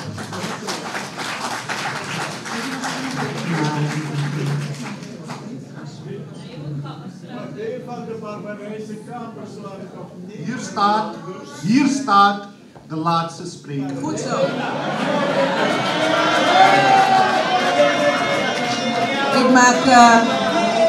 Ik maak één uitzondering voor Artwell. U gaat. U gaat eerst en dan Artwell en dan is het sloes. Hier staat de voorlaatste spreker. Goed zo. Ga je gang. Ga je gang. Mijn naam is Ewald Leeflang en ik ben de achterneef van Anton de Kom. Laat me gaan samenvatten. Wij bekritiseren inmiddels decennia lang het thema van de slavernij. Voor ons heeft de slavernij een existentiële betekenis. Dat wil zeggen, ons hele wezen van bestaan is onttrokken uit dit besef. En de verschrikkingen van het koloniaal verleden en van de slavernij zit diep in ons wezen geworteld. De blanke verschrikking. Zo leert de gangbare redenering.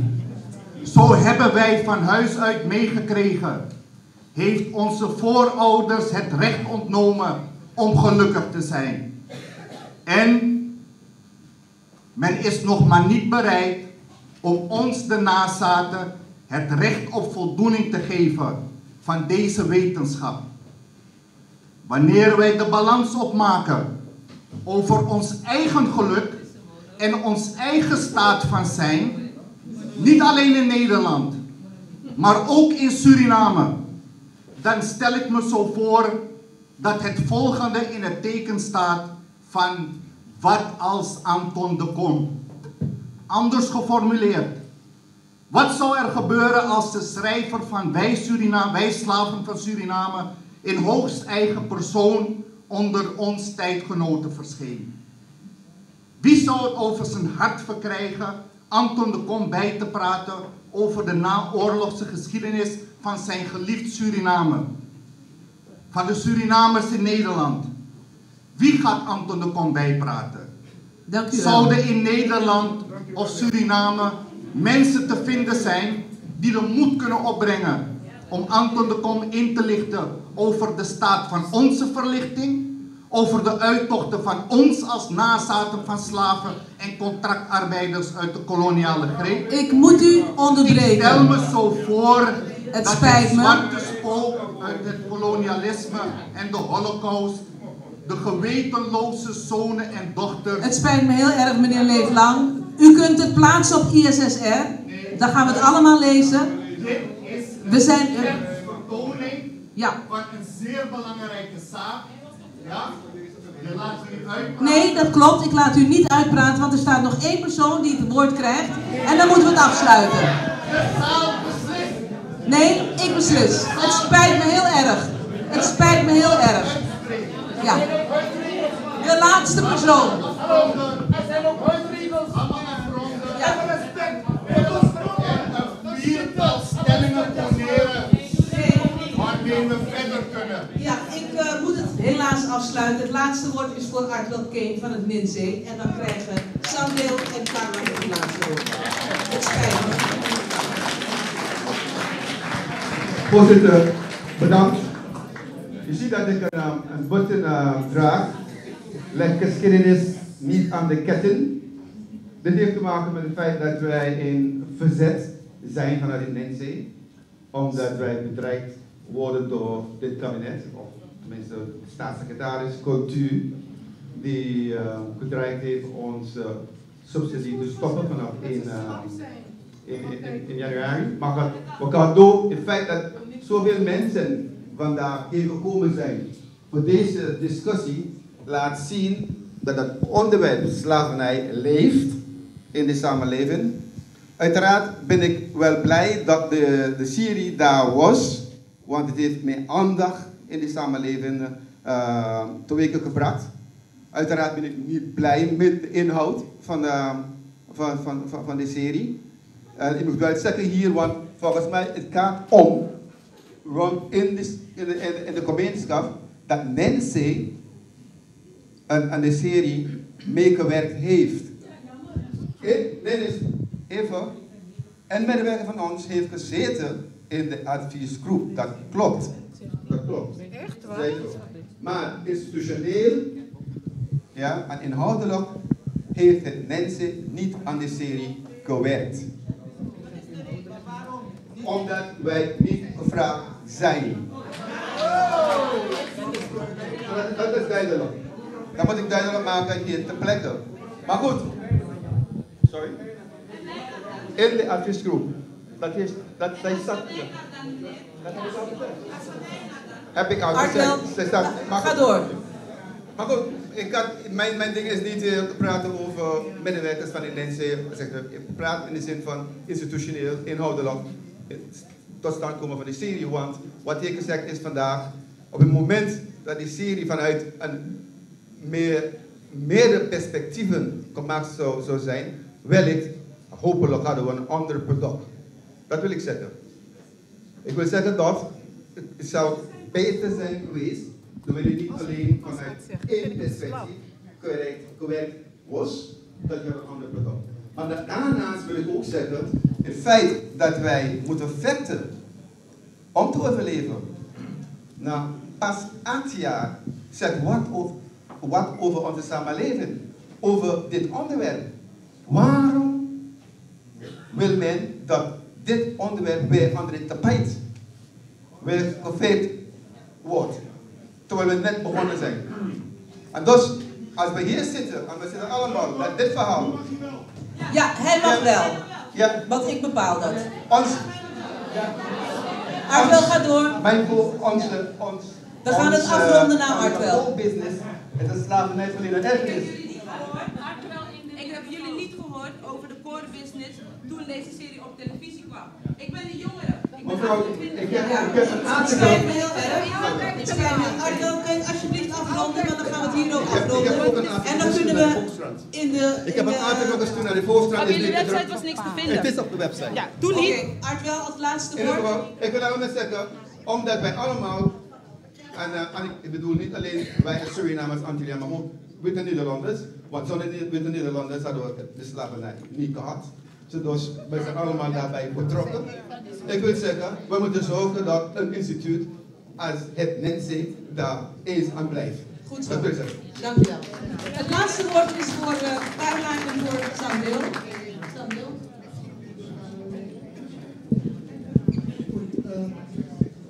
Laat me eerst beginnen om elkaar te bedanken. Want ik vind het toch goed om aan het eind van deze bijeenkomst te bedanken voor de moed en voor de integriteit om hier aanwezig te zijn en met mensen te discussiëren die het fundamenteel met je oneens zijn. En ik vind dat een goede democratische geest.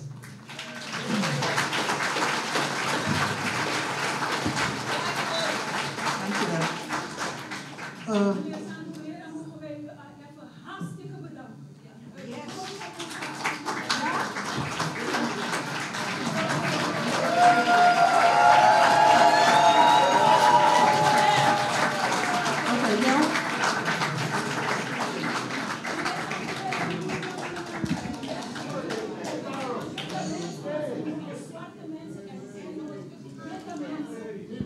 Dankjewel. Deel, nog het laatste woord en dan kunnen we iedereen bedanken tijdens een borrel. Oké, ik wil dus jullie bedanken, want wat er is gebeurd in de afgelopen periode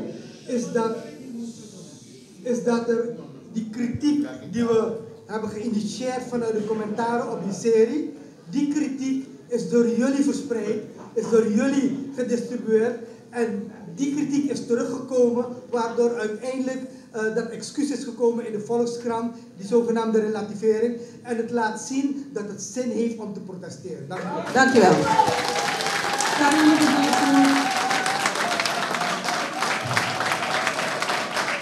Oké. Carla, u mag zo meteen bedanken, mevrouw. Carla,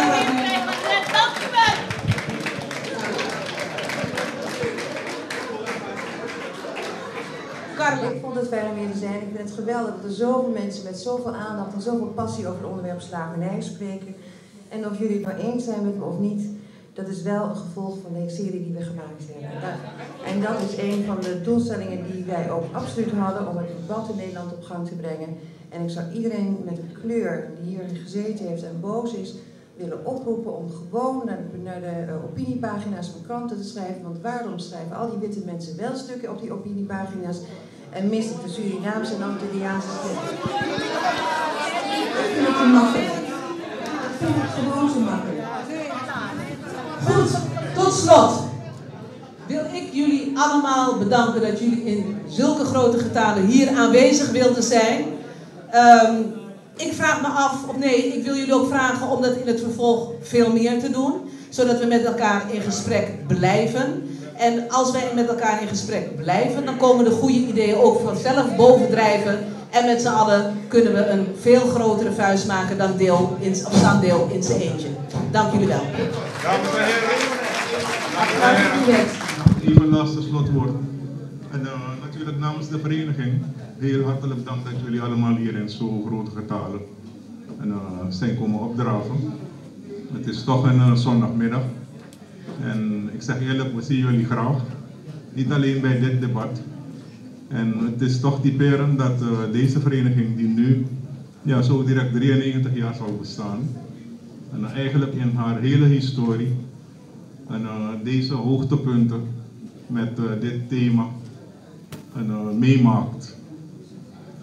Deze opkomst heb ik me laten vertellen door mensen die ouder zijn dan mij en die al heel lang in de vereniging zitten. Deze opkomst die staat totaal niet in verhouding met wat vroeger gebeurde in Amsterdam. In de jaren 50, 60, als er gesproken werd over de slavernij en op 1 juli de dag gevierd en herdacht werd, dan gebeurde dat in Hotel Krasnopolski. En dan had je daar ineens gewoon 700 man, Surinamers, Nederlanders, Antillianen, die uit heel Nederland kwamen afzakken.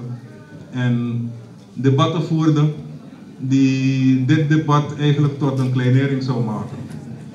Het ging er stevig aan toe. Nou, het doet me deugd dat er niets veranderd is. Het is alleen jammer, vind ik, dat dit thema nog steeds, weet je, in een soort controversieel vaarwater zit. Mensen zijn voor, mensen zijn tegen. En het is misschien omdat de koloniale historie van Nederland zich heeft voltrokken buiten deze landsgrenzen. Dus veel mensen die hier wonen, die weten eigenlijk nauwelijks of niet wat daar buiten is gebeurd. En daarom zetten wij ons nog steeds in om dat verhaal van de koloniale geschiedenis van Nederland te vertellen. Met natuurlijk onze eigen zienswijze daarop. Ik wil deze dag beëindigen met Carla te bedanken voor de tijd die ze heeft genomen. En Deo natuurlijk ook. En Yvette. En we kunnen de mensen niet laten gaan zonder een klein presentje mee te geven als aandenken aan deze zondagmiddag. Eerst is voor Carla.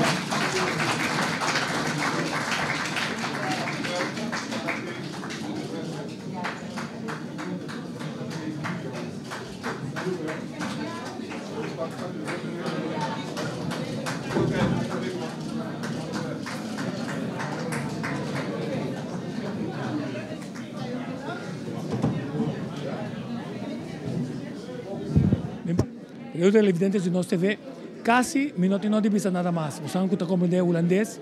A mira tem a noite aqui com o tema aqui ainda está viva seca nós. É peligro tá sim tá ora documental não tá guardo trabalhar e essa aqui tá serve para formar opinião, pero é opinião aqui não por parte, aunque não tava a ideia original. E estão contra ele por parte como se fuera e também a hora 13 a trobe ideia errônea de mente de opiende. Até que nós consta que nós se pagar de baixo. Nós mira também uma questão de racismo só, pero não 13 bom claro dilante que mirando a história passado de esclavitud, começa a ir back na costa que culturalmente cada dentro de nós cultura e tradição para volver reevaluar para o axi da verdade. Nós se sente seguir manter isso aqui, ora tipo de festa não tá reflejar algo que por condenar moralmente. Por exemplo, racismo, branco, preto.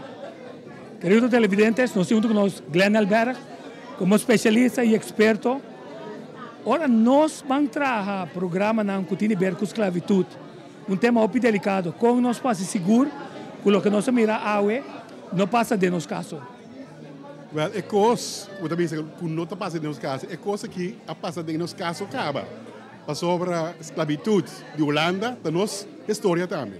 Mas uma coisa que é mais importante mesmo, que nós expertos não me se contam a história. Nós temos nós expertos não. Por exemplo, dois nomes que me sabem, Jana Riques, por exemplo, ou G. Basilio. Da onde ainda não, da dois ainda não, com mais de mais não, que pode dar bom vista de o que passa.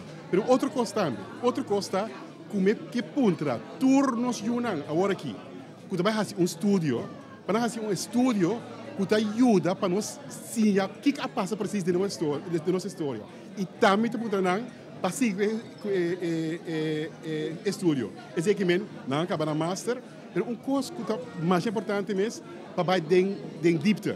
Por exemplo, para promover. Essa coisa é importante. Você mira o Bia, nós miramos na Corsol, que hora gente acabou o estúdio na Corsol, nós vamos estudar rechten depois. Wat is bom para estudar rechten, pero de um mês ramo. Tem verdieping nisso aí, dus aan met de hanja, que dia coisa que nós mestres assim, nós não expertos não, pero também expertos não que tá bini para não vai den diepte, não? Para nós saber como a história riba todo terreno econômico, de enseñança, de história de nossa esclavitud. Tem outro tema riba qual nós podemos mostrar que nós temos uma história e a história é necessária. E o que é importante mesmo, não somente para nós sacar a história de esclavitud, mas também tudo coisa que nós mestres que nós está orgulhoso de dizer. Mas sobre tem uma história, pero nós não sabemos.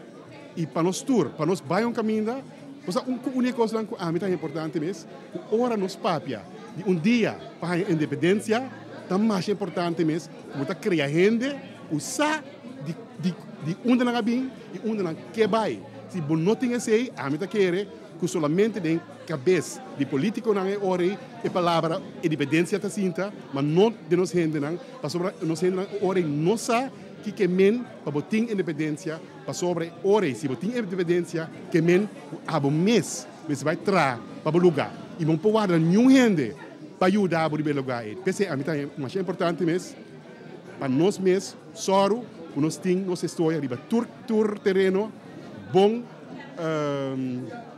de vista. Bom, uma coisa que a massa também está com maneira boa parte, como a dona tem série que está bom, não bisa, pero hora de montar é para o guardo quebrar dor de forma que é outro na guarda que conta é lespa ende que dona sua contribuição para é para mara mesora é que mira totalidade também. Você não é pessoa com putrami, mas convia pessoa, para sobre a pessoa ela traz roupa película que outra roupa bom, pero nunca você aqui power eating e ora mestre guardo montar. E a mim quer coisa para ser que eta tem seu material, permite querer outro gente, mas não se bisa, tem adviseurs, a mim quer adviseurs dan, a bisa esse sim, esse não. E quer coisa assim na passa. O ponto que para esse dilante deve ser importante, passou a botar deal com ele que queda traumatizar. Volve a enfatizar ponto. Enfatizar ponto aí, passou a mim bisa, de nos mente tem algo que nós está soro, que nós junam, não tá bira gente que tá capaz de vida. Esse é me tá jammer. Me tá papi de turnos ainda não. Escuchar-me bom, me dá papi de turnos que só não. Pero nós tá mira que tem gente nas comunidades que não tá lantayu e não tá lantayu que não tá sali gente não tá sali gente ganador. Sim. Não te queda de situação que outro gente me faz algo para nada, outro gente acessei. E dia coisa que é mais importante mesmo, que a bom mês para criar vida, não outro gente, bom mês para criar vida. E criar querência esse de mês, esse mês de ano. Mas não é querência que gente branco tá assim, ou gente misa com a color. A bom mês é querência que a bom por sem fim. Esse é a mim que para nos ajudar nos unir com ele. Então, uma das perguntas tá, nós opina na Corsol, assim nós tá topi preocupar quando vai com Glenn sua saúde. Bom, bem sabia, minha saúde vai roupa bom, pero o coisa vai casa agora que passou vai sossegar. Mas é importante, comer bom, sossegar. Ok, interessante. Aqui. Eu televidentes, aqui nós não agregar muitas coisas mais. Passou a noite da papel para o mês, uma noite sumamente interessante. Tema na Corsol e Antillas, Corsol e outro isso nós temos medo de deal com por exemplo, o assunto de Santa Claus, Suarta Pit, também essa coisa no passado, não me se deal com a tradução da cultura, mas ainda hooglerar, também é bom claro, outra coisa que nós me se deal com você deve ver quando nós está posicionado de novo e quando nós está evitar que a festa adoptar aqui não sirve propósito racista. Tá pensei? Nós sabemos lo que aguardo trazer adiante, não se agregar nada mais, sino solamente lo que nós especialistas, psiquiatras, Glenn Alberga trazer adiante, hasta ahora vou dar uma contribuição no tratamento de documentário, boa contribuição porta bom, mas nunca vamos passar que é outra coisa com a sociedade na hora de montagem e mais, que é propósito que aí vai com a transição cinema. Minha opinião personal está que arriba certo momento aqui na Holanda com o fundo público e sem não está guardo usar para trazer programa na certa para do grupo surnameio, do grupo marocano, ou do grupo antiano, ou Yunan di Corsao, Bonderiano, e dan di Isla Riba, e Arubiano. En toen, na último momento, para mostrar que o doelgroep aqui tochta worden servir, tá corre em com série de outro, que tiki sen, ante sen e não tá servi para coba profundamente de lo que tá para é problema de verdade, tá querer com facelift, tá lança série para hasi bom, até agora não se mira quanto dolor e quanto sentimento tem relacionado com isso aqui. Toca bom que discussão aqui, tá sali para você mostrar que traz de tratamento programa também por ter uma agenda, traz de tratamento programa também por ter manipulação e que nós mesmos paga mais bontinho, que agora documentário, tá agora do riba na les paquete, que edanan educação que nós unan também anya, a pessoa também anya, que nota vista errôneo de história, que já está tropeta volver criar é mesmo comprometimento robês.